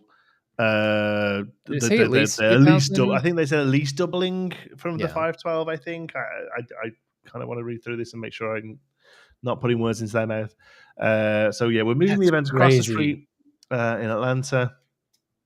Fans have noticed there's a convention happening on the same weekend. Rest assured there will be signage. Just don't walk where the anime people are and walk where the Lorcana people are. Like this isn't going to be difficult. You'll be able to just walk in and go that way. There's a little bit of crossover there, but for the most part, I think you'll be okay. Challenge events moving forward. Now, what does that mean for the remaining events? All events will increase in size, some larger than others. A minimum will be doubling and increasing higher than what than if possible. Basically, when the player count in the tournament is at 1025 or higher, Continental Championship qualifications and promo card pricing will scale. We'll go into some more detail about that when we share the final prize list. Although I think it was already said that Georgia will have more than 4 Mickeys. Yes. Right. Mm-hmm. Yeah. I don't think we know exactly how many, but it's more than 4 now. Yeah, which is awesome. So we say it's going to be a long day one. I feel like it's probably still 9 Swiss, right? Like it doesn't really get much. I mean, you can do 10 Swiss, I guess, but like it doesn't really get much higher than 9 rounds of Swiss. I don't know. Again, my only reference being Pokemon, they definitely have like 13 round days. Yeah. It's like 12 or 13 rounds sometimes, I think. So it could be more. Brutal. Makes me regret getting a ticket. Maybe not with this 2-game format. 8, 9. 11. Yeah, 11 would fine. help. 11, but even 11 is still 11 hours. Like It's 11 basically hours. a round is an hour. Let's be honest. Even if the rounds end up being 40 to 45 minutes, you're moving around in between each one and a break for dinner. Not and stuff, with right? a break. Yeah, I was about to say that's not including a break in between one of the rounds. Hell of a day. Yeah. Oof. At what point do you like? I mean, it may be too late. I guess it is too late with venue stuff, but like, at what point do you have to make it a whole nother day? You know, like split the Swiss. Yeah, or I guess you could still do it at the beginning of day 2, like do so many rounds day 1, and then instead of having the finals and top cut earlier in day 2, you have to push it back and finish Swiss day 2. Blue Bass. It's a great comment. Blue Bass, I'm new to TCGs. Don't hurt me for this comment, but I do hope my first ever big tournament that it doesn't smell like a middle school locker room. I can honestly say it won't. It'll be much worse. It's a lot of people. It's a lot of people. When is this in May? We may have decent weather. It's gonna be warm. It's gonna be. To be honest, I say it now when I go back. So because we're like Sunday, for instance, at our store, we had a 42 person 40k tournament, Warhammer 40k, and you walk in their backspace and you're like, oh, it smells manly in here today. It smells. I hate like that. Boys. Everybody wear deodorant. Yes, obviously wear a deodorant shower. I am not saying any of my regulars don't, right? Like it's just warm and confined and there are just bodies moving around. Like it isn't necessarily that any of them don't shower. It's just a lot of people in a comparatively small space. Yeah, when you have 2,000 people sitting shoulder to shoulder in a room, it starts to get pretty hot and sweaty. In my opinion, says Googly, you acclimate pretty quickly to confunk. That's a great word for it. Confunk. 1 shower equals +1 lore. Oh my god, I do great. Yeah, 2K people. It's going to happen. It is, but you do. I don't know. For me personally, it's all part of it. But then I'm one of the smelly boys there, so it's it's part of the experience. Hey, it doesn't hurt to bring a deodorant stick with you. Gum for me is the big one. Like I more than that sort of like sweat funk. Bad breath is the thing that kills it for me. I can't sit across somebody with bad breath. Please chew gum always. Because you get dehydrated. When your opponent's doing this business, just smack your gum as loud as possible. Yeah. I can't even do it. I don't know if you noticed. Did you read that document we were sent, Brandon, for that thing on Saturday? Again, I don't want to say too much about it in case they don't want to talk about it. Oh, I know. I read some of it, but there's a thing in it that says "Do not do this." I don't know how to do it, so don't have to worry. I can't either. I live by the Con 3-2-1 rule. At least 3 hours of sleep. At least 3 hours of sleep. Wow. 2 meals a day. 1 shower a day. At least I need 8 hours, else I'm not functioning. I might have slept 2 hours the night before Madness at Gen Con. That number for me, that would be 831 for me. I need 8 hours, 3 meals. It's not an official thing, everyone. It's a collaboration with another content creator. Don't get your hopes up. That thing? Yes, thing? Am I talking about... Oh, what did I call a thing? Did I call something... You were being, like, not clear. You were trying to hide what it is because we don't know if we can actually say it. Oh, it's not a thing. It's not like we're not doing a Liam and not telling anybody that we're on a Lorecast. I couldn't say. I'll never trust you again. It's another content creators thing, and I want them to tell people about it how they want to tell people about it. That's all. It's not a big thing. It's going to be a video. I think it'll be fun. It's going to be awesome. Really cool video, but it's not our place to talk about it, I don't think. So ticket feedback. To address feedback, the tickets should go to only those playing. We plan to use Melee for future event. Oh yeah, I forgot about this bit. Good luck finding the event. to ensure all who purchase tickets are doing so with the account they're registered for the tournament with. I mean, yes, that's good. Gives us more control about removing bad actors, not only from individual events, but future Lorcana events as well. Additionally, we'll cross-reference current ticket sales with Melee accounts to accomplish the same goal. I mean, that's a big job, but good for them. So here's the problem with this. Melee had to put out a Google map this week of all of the set championships because they know you can't find them in their app. If there's one thing, please, if anybody that can fix this is listening, please, if there's one thing you take from this live stream, give me a way to search for Lorcana events by location, please. Insane, I can forgive everything else. That is the one thing I need. Have I got something nasty? I missed it. But yeah. So, I see. There we go. I see what you meant now. I thought somebody had said something terrible in the chat. No. Yeah. So that's fine. Like I love the idea that it's going to be attached to a player. That's obviously a great thing. I just really don't like Melee. I'm sorry, Melee people, but you know, I'm going to tell you that your app sucks. Additional expansion.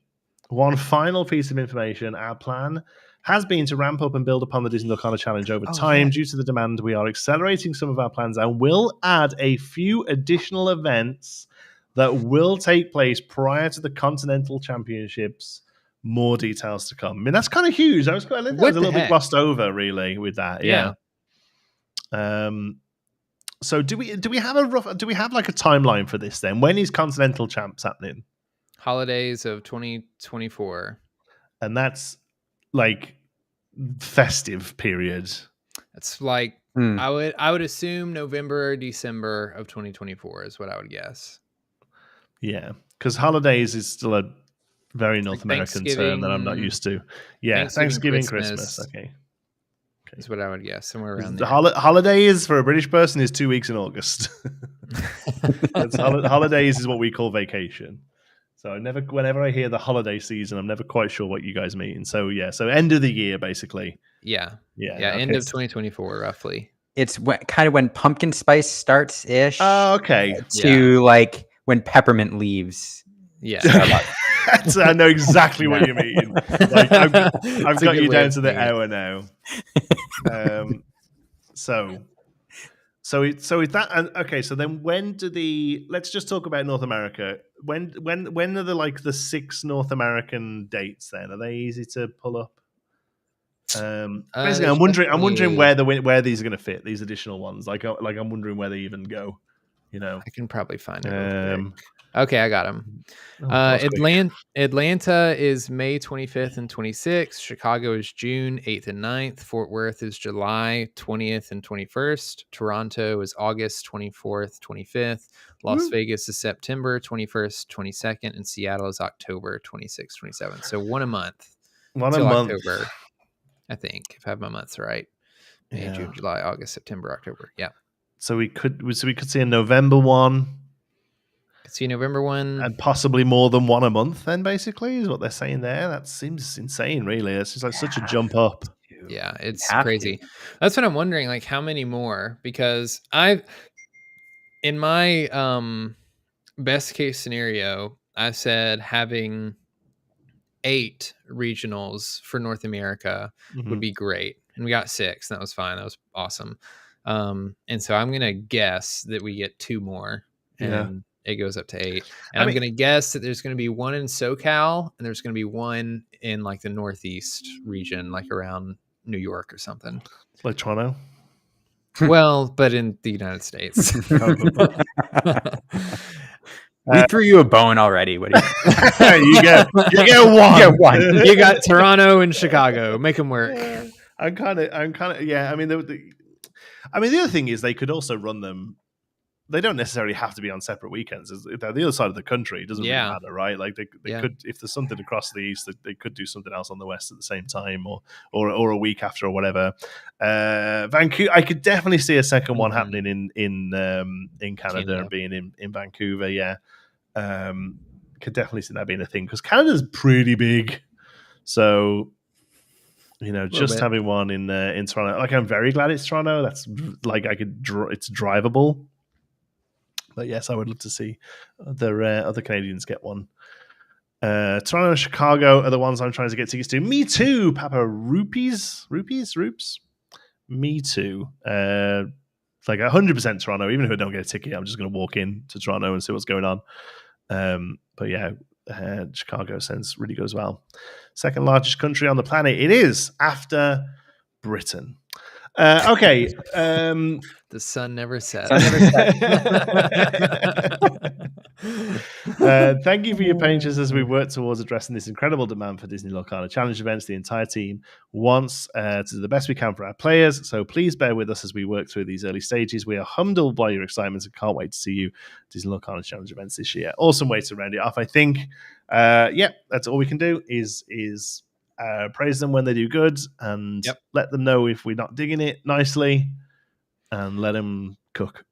You done good. Yeah. You done good, Ravensburger. Absolutely awesome. Really great to see. Incredible how quick these things move. I think it's great. It's impressive. So, I mean, that was going to be the big thing to talk about. I do think we do have to mention the fact that the first store champs, the first already happened. Set championships has happened. You have to give me a minute to bring up the tweet. They retweeted it themselves. History of the first set champion ever. Go ahead and start filling us in while I find this. Yeah, so I mean, we honestly don't know much other than there was a group of content creators, I assume, that were invited out to some sort of set championship as a media set championships. And one of our friends, Lorcana Villain, Baker, you can see him there in the middle, won. He won the first place, got the Stitch promo and the champion playmat. Some of you might recognize the Wasi Ross at the top left wearing the hat. He also has a Stitch. I think he made top 4. I don't remember what. I love how he announced his because he did come fourth and they handed them out. So he's like, so I got the first ever one because I made 4th. I was awarded the first ever, which is such a great way of saying it. Yeah, it was pretty awesome. Yeah, and then the only other one I recognize is it Specimen, I think is his name, but he usually goes by Speci. Yeah, who's also a big into Lorcana. The others I don't recognize, unfortunately. Even whose tweet this is, Ed Templar. He's the other guy holding a Stitch there in the picture, I'm assuming, by process of elimination. But yeah, it seems to be that 8 content creator media people were. It says influencers, so I'm assuming they're content creators. Unfortunately, I just don't. They're just not. And I think I feel the problem is that the internet wants to show you people in your area, hot singles in your area. We are all in North America, and the algorithm, even though this stuff is worldwide, the algorithm tries to force that upon you. I noticed a huge shift in geekism when I moved from the UK to Canada. Over the space of about a month, my viewership went from British to American like this. Like it genuinely wants to show you people within the confines of your physical location. So unfortunately, a few of these people just are not on my radar. I will say it is possible, and it could be that these are all very well-known content creators in their own circles and in their own regions. But I will say there's precedent for this. The Berlin pre-release event that they did prior to Gen Con, where they had the first ever starter deck tournament, did this. They did this in Europe as well.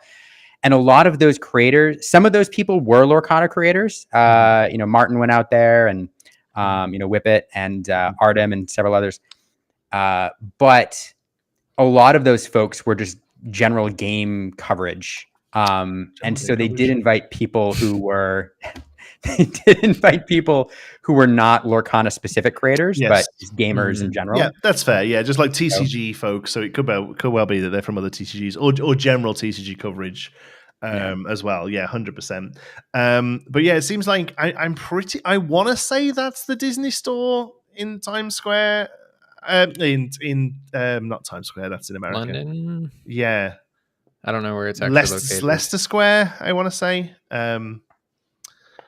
Yeah, Leicester Square, I think. I don't know, somebody in the chat might correct me, but yeah, I want to say that's the Disney store. I think it is.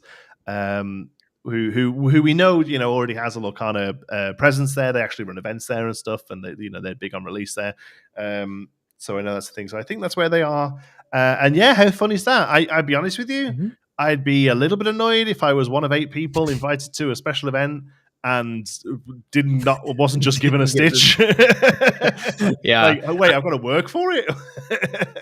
I do feel bad for the other 4 in the picture who aren't holding one, and hope very dearly that Ravensburger was at least like, look, we appreciate you coming out. I know you didn't win one in the tournament, but here, you can have a stitch. I put it this way, as somebody who is having to play in some of these to try and win one, I would not begrudge those 4 people also getting one for what it's worth. Like, that'd be totally cool with that. But yeah, have fun. Then these folks aren't under NDA, and it looks like they've been encouraged to document the event. So expect, vlogs, videos and stuff coming soon. We did try and get Baker on the show tonight. Unfortunately, he wasn't able to, so we got Liam. No, I'm joking. Liam's already booked in, but we did try and get Baker on the show tonight. Even though he's in the UK, I think he's a bit of a night owl, I think, and he's usually okay in doing these kind of things late night. But obviously, with this event and other stuff going on, he's not able to get down at a computer. So we may look at bringing him in next week if he's available to talk a little bit about this. But definitely, if you're not already, go and follow him and make sure you keep an eye out for. I think he said he's going to vlog it and There's stuff. a video coming. Has vlogged it and stuff. So I'm super excited to see that. I think that's absolutely great fun. He's a regular Rockstar Stitch. Take a foil one. Better than nothing. Maybe. No. Enchanted or nothing. For you guys, consolation stitches. No, I want the stitch. So, talking of which, then, because I'm pretty sure they're going to be. If you're not booked in now, you're not booked in. Are you guys? How many of these are you? You would think. No? None of my area, like the one store. I see the one. I mean, myself and my local game group are looking probably within a 3-hour radius in of stores that just to see if we could make as many as possible. Usually one for each Saturday and Sunday, the weekend that they can be hosted. And the one store that we can't make because it overlaps with our actual local store, Champ, is the only store that has tickets up for sale yet for set championship stuff. Yeah. So you guys are just in for one at the minute, eh? Well, no, there's 4 that we have found that we plan on going to, but none of them have put up the tickets for sale yet to actually do it. So we're all patiently, anxiously waiting and checking. I mean, I'm checking stuff every day, a couple hours a day to make sure that I don't miss the tickets so I can tell them to sign up, because we're traveling a little bit for one of them. I'm doing 4 total. I don't know if I already said that. And one of them we're traveling a little bit for, and the others are relatively local. But so when they are, you just haven't actually been able to get a ticket yet. They've said that they're going to do it this day and this time. It's just they haven't actually made the sale available yet. Mm-hmm. Okay. Well, 4's pretty good. What about you, Liam? 2. Yeah. Austin's a big city. I thought there'd be more, but apparently some of the stores didn't ask, and so 2 is all that's available. I was talking to a friend of mine who has a store at sort of town over, which it's Canada, so it's like an hour, but the town over, and I was like, oh, because he has a good Lorcana scene. Are you excited for the set champs? He's like, oh, we haven't sorted that yet, but it'd be fine. I'm like, no, like it might be. I don't know. You might be able to contact someone and rush it through or whatever. But no, there was an application window and it closed. And he was like, oh well. So yeah, there is maybe just a case of that. So Yeah. But yeah, I'm surprised only 2 in such a big city.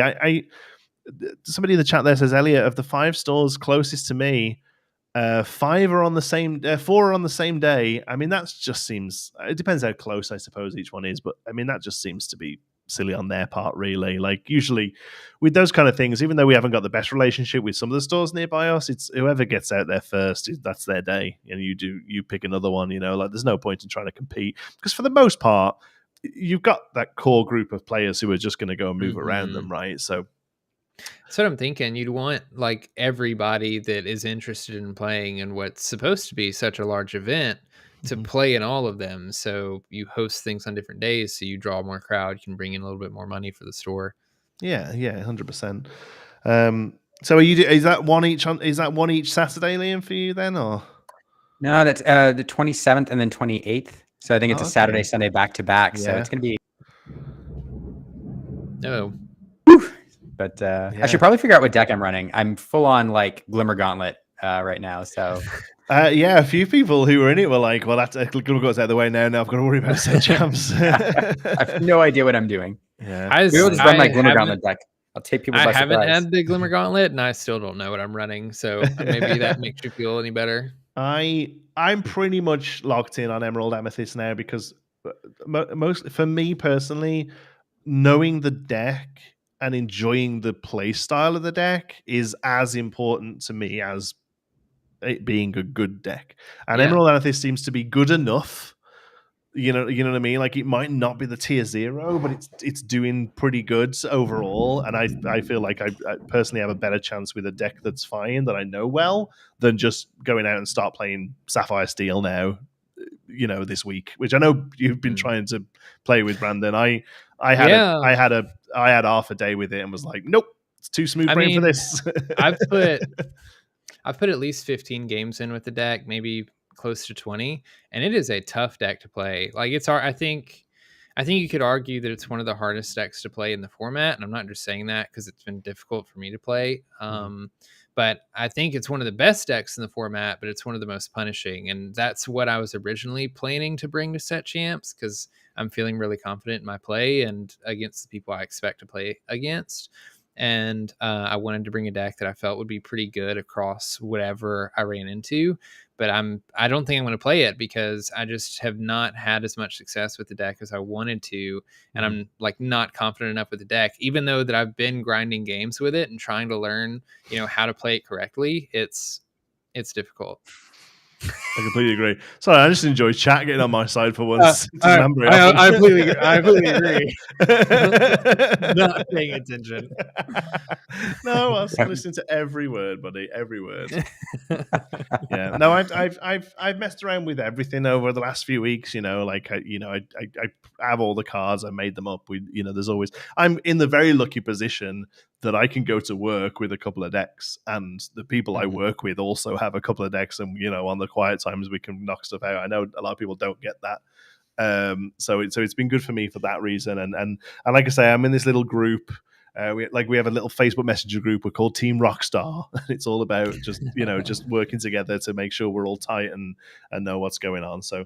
But I do understand the idea that you've got to sort of move through stuff, but I personally, as long as the deck is good enough, like I'm not saying go out and start playing.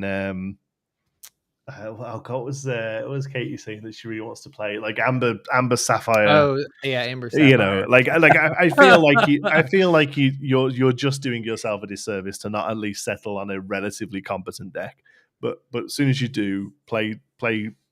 Not only a deck that you are comfortable with, but a play style you are comfortable with as well. I go to AA meetings, Aggro Anonymous. I am an Aggro player at heart. It's like, what? Is that a segue? I don't. I did not know this about Jonti. No. Again, I'm British, so I'm alcoholic, but I'm not anonymous about it. So no, I'm an Aggro player at heart. It's how I always settle into games. It's what I enjoy playing. So whilst Emerald Amethyst does have some slight tempo tendencies, and the deck I'm playing at the moment is a little bit more of a tempo deck, it's still at the end of the day, still kind of just puts cards down quickly and turns them sideways as much as good. possible, So yeah, it's a good deck for sure. I think I'm happy with that. But there's what I love the most though is that going into this, there are 4 or 5, 6 decks that are all super viable, I think, and I think it is just going to come down to partly your ability to pilot it. You think? Yeah, I think so. Yeah. When I'm thinking about stuff, I mean, there's the typical like blue steel, ruby amethyst, steel song. There's the emerald amethyst. I know like Mufasa has been coming back. Ruby amethyst. You could play Jafar, amethyst steel. Also, I'm starting to forget which ones I've already said and haven't said. But you haven't said emerald steel. I think that's emerald steel is another good one. More viable. And also, even within those. I think there's like you have like your tier 1 decks, and then like you can call them tier 2 decks, but in this format, I feel like they're more like tier 1.5. Yeah, 1 and a bit. Yeah, like they're not that far away. And even in those colors, there's variation as well, right? Like I Saturday morning I played in my league and just went around and tried to play all of the slightly more competitive focused players as I could. Like I'll sit and play anybody at my league, but the next few weeks I'm probably going to start to sort of focus in on people who are, I don't want to say better, but you know what I mean, like the ones who are really sort of focusing on the champs themselves as well. And the only thing that really screwed me up was an emerald steel discard deck, and it absolutely ran the hell over me. And I was like, "Oh God, I hope I don't see this," because I do not know what the answer. I do not know what the answer is to Ursula double singing sudden chill. Like I just have no chance. It's rough.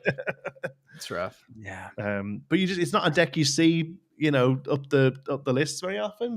And it absolutely teared me a new one. It also totally. Go ahead, Liam. Oh no, there's always the chance of somebody pulling a Bivens and just showing up for like this one-off deck that is teched for the meta, and like just nobody sees it coming. Yeah, like somebody mentioned, there was a tournament this past weekend where like an emerald ruby deck, ruby emerald evasive, right? Like out of nowhere. See if I can bring it up. I'm not that bold. No, me neither. Not that bold. I even looked at the deck and I was like, "How did this win? Like, what happened?" It was French. I think it was, yeah. And it was about a 30-person. See if I can find it. Yeah, like not a bad size. So yourselves for a second. Was it that one? While looking that up, Jonti, I will admit I actually tried the Bivens deck. I was having so much fun with this this color combo that I was like, maybe I'll run this in the store.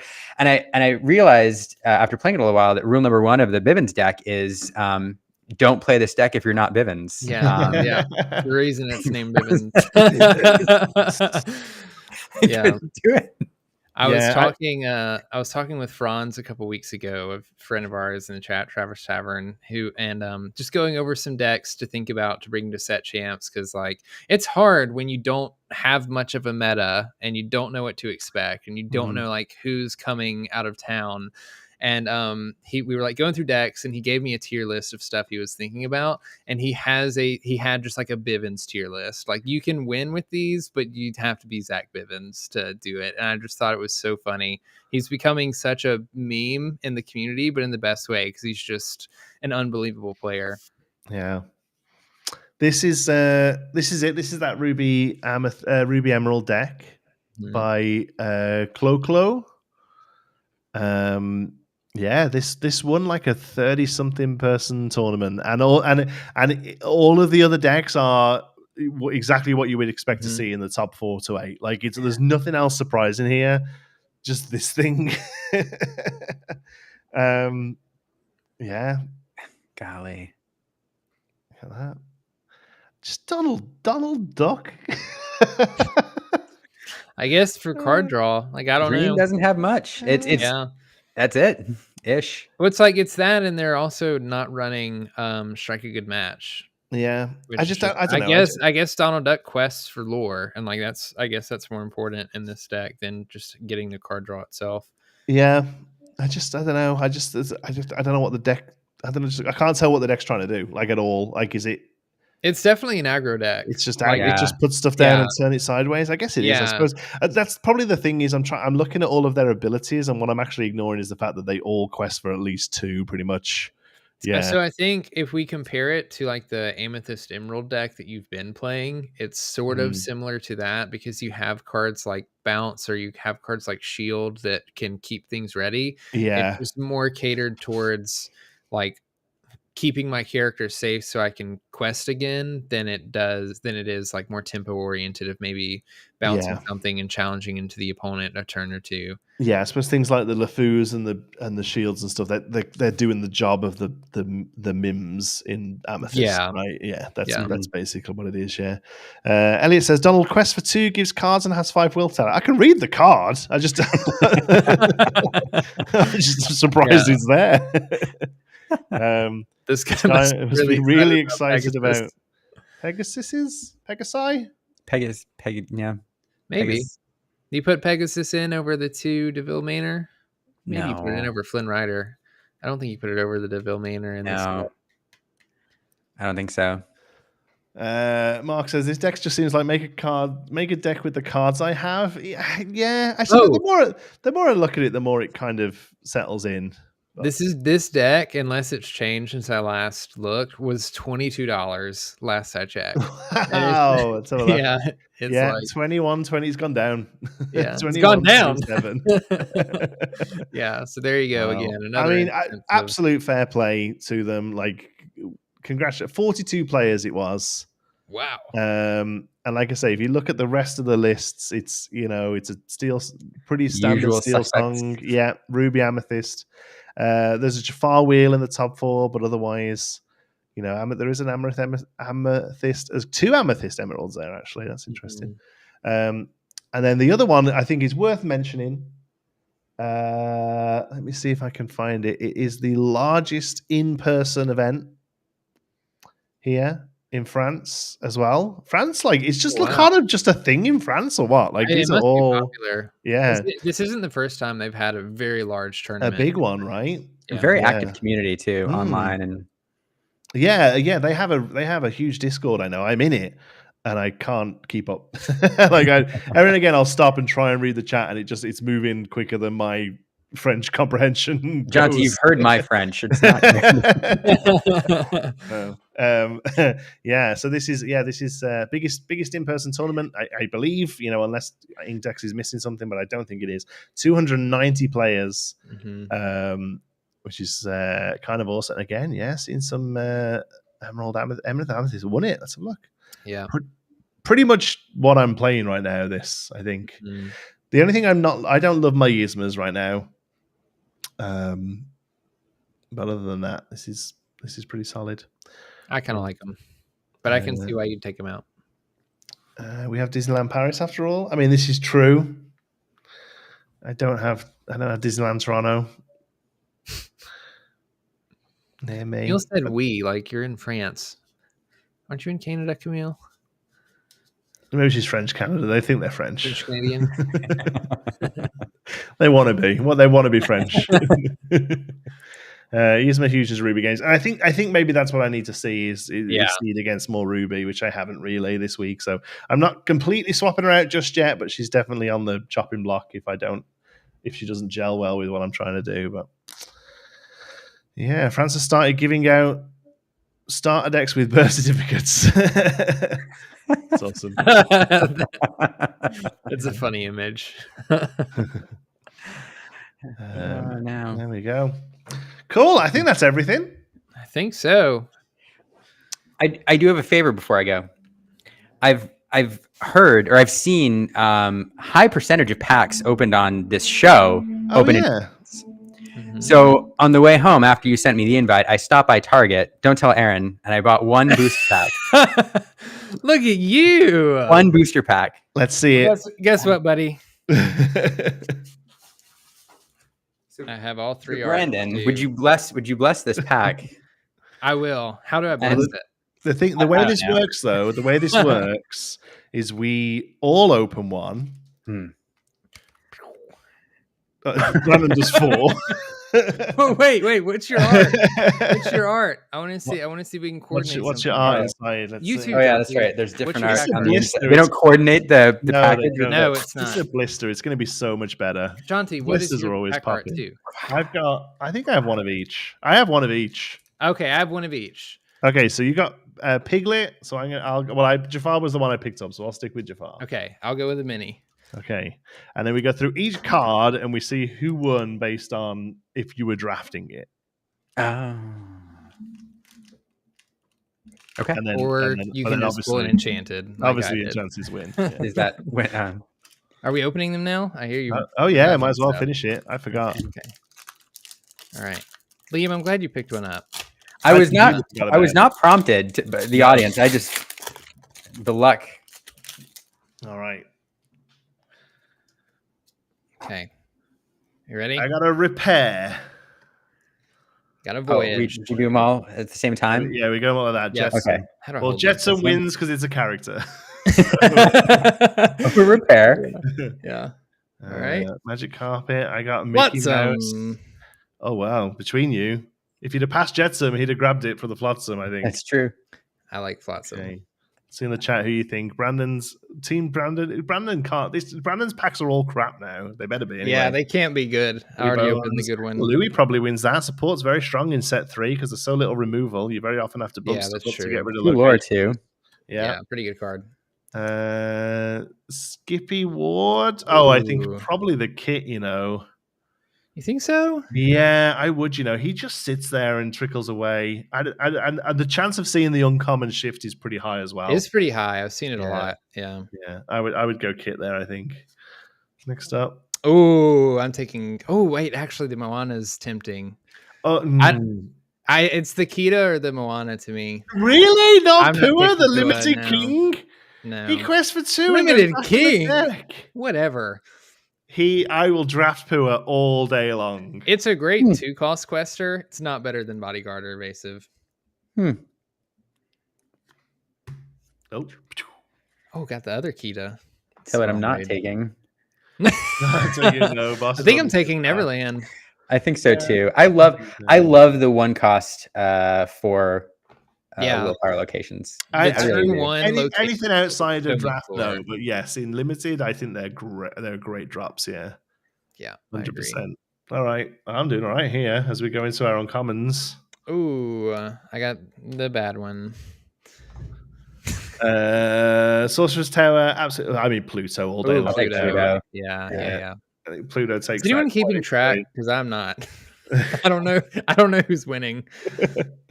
Mama Odie all day. I think so. Yeah. Wins bow. Look at that. Although I will say that the Mama Odie lost a game for my opponent in the last draft I played because he misread Prince Eric and thought that he had to be banished in a challenge for his ability to trigger.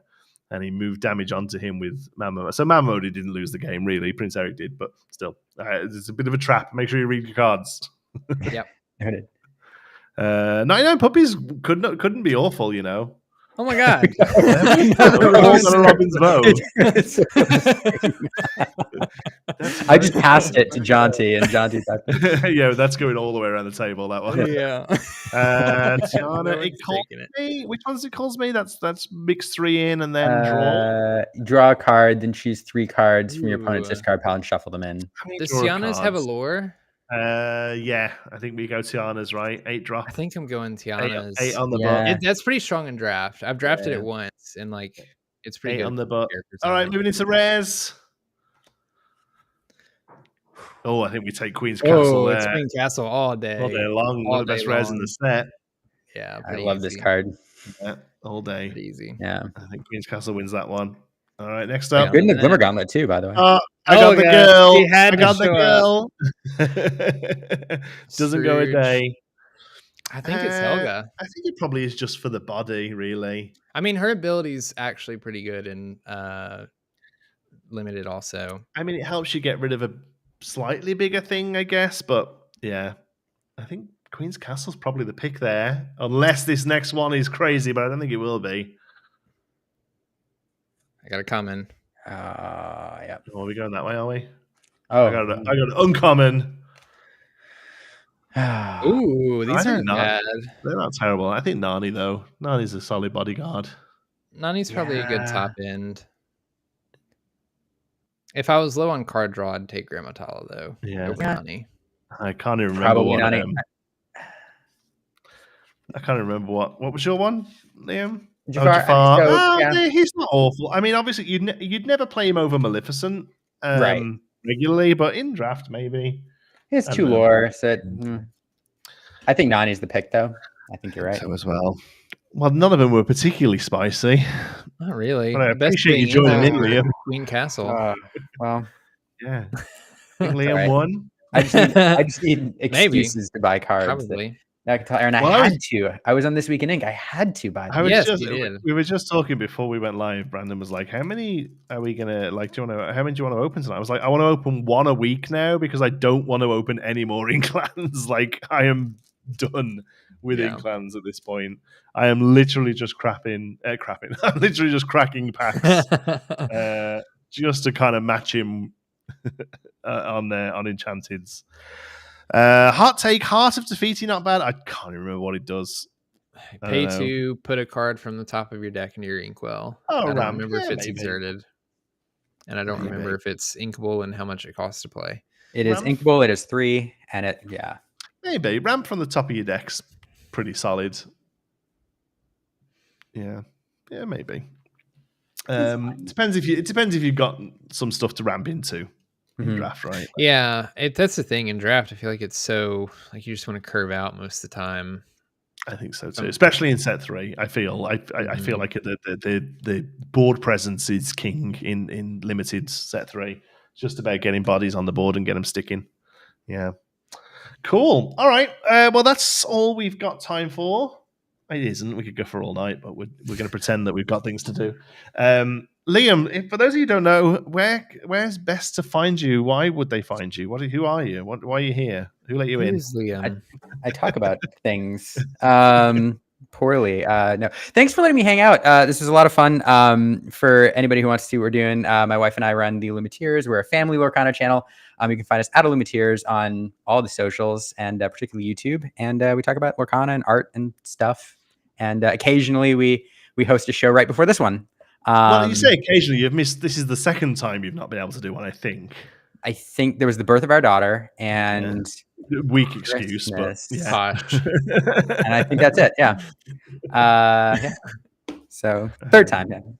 Yeah. No. So normally, yes, the Monday night is Lorcana live night. Yeah. And you can find Let's Talk Lorcana at I want to say 7:30. I'm so bad with the time zones. 7 to 8 Central. Yes. Yeah. Oh yeah. 8 till 9. Yeah, because we start at 7:30 Central. Yeah. Sorry, 8:30 Central. Yes, I meant 8:30. Said 7:30. Yeah, we start half hour afterwards, so you can watch them. Go and get yourselves a drink, and then sit yourself down for us. I say Monday night is Lorcana live night. Guys, the Live Life Lorcana girls have deemed that poop break. Poop break? Get more fiber in your diet if it's taking 30 minutes. Oh man. Do you remember back in the day when you had to run during the ad break and you had to run back? Somebody was remember that on the couch going, "It's starting!" Yeah. Yell when the show comes back on. Yeah, I say Monday night is Lorcana live. There's a few others popping up. Y Breezy does a great live show over on Twitch. On I want to say Tuesdays and Thursdays. I think he does. I think so. I think that's right. They're really good fun as well. So there's lots of stuff out there, I think, to go and watch. Lorcana and obviously After Dark, I think is what it's called. All the awesome podcasts and everything as well. I've just constantly got something going in my ears about Lorcana. Honestly, there's just so much awesome stuff out there. It's great. So there you go. Make sure you're following the Illumineers. Brandon, what does your week in ink look like? I have League tomorrow. It's just free play, no constructed. I guess I could talk about that. We did have a $5 constructed tournament last week. And I went 3-0, which was really cool. I brought Sapphire Steel, and only dropped one game in the third round and got second after like third tiebreakers or something. So really pretty close. That was how many people was that? Is that like 8? No, it was probably, I want to say it was like 14 or 15 people. Oh, that's really good. Yeah. So, It was good. It was fun. It was the first they did that last set, but I was going to the other store during last set trying to build community there, and that didn't really work. But so this is the first time I've been able to do that with them. It was really fun. I think it's supposed to be like a bi-weekly thing. So this week is just free play. I'm still going to bring probably 2 constructed decks that I want to play around with for set champs and play some people who want to play against those there. I think a lot of people are kind of happy to start getting into the weeds now with set champs coming up, and I think people are going to be okay with everyone taking a month to get a bit sweaty about it. Like it's we assume this is going to happen every set, but we don't know, right? So that this is one of the things that we just kind of push towards, and we kind of hope they're called set champs, so you assume, but who knows? So. Yeah. Awesome. Yeah, I'm the same. I think Wednesday night we're having a practice session with my group, and then Saturday, we'll just be regular practice as well. So really just sort of nailing in down now and just trying to get matchups against a few other different decks is the most important thing I think now, because every play style is different, right? So getting stuff in there. So and then Saturday we're doing that fun thing, so hopefully we'll be able to talk about that soon as well. That'll be good fun. So all good. All right, thanks very much for watching, folks. We appreciate you all being here over on YouTube. Lots of Twitter viewers tonight. Again, one person one on viewer Twitch. on Twitch. There's always one. Like, is it just Twitch? Like, did they just put a bot in there or something? Is it Nebuff? Because Nebuff is is that what it is? I don't know. It doesn't say a name. I just see one written down in Twitch. That's awesome. Just Nightbot. If you genuinely are somebody sat there watching, I salute you. Thanks for joining us. And if you're a robot, I welcome the uprising. All right, cool. Right, thanks for watching, folks. Until next week in Ink. That was This Week in Ink. Sign off catchphrase. Pause.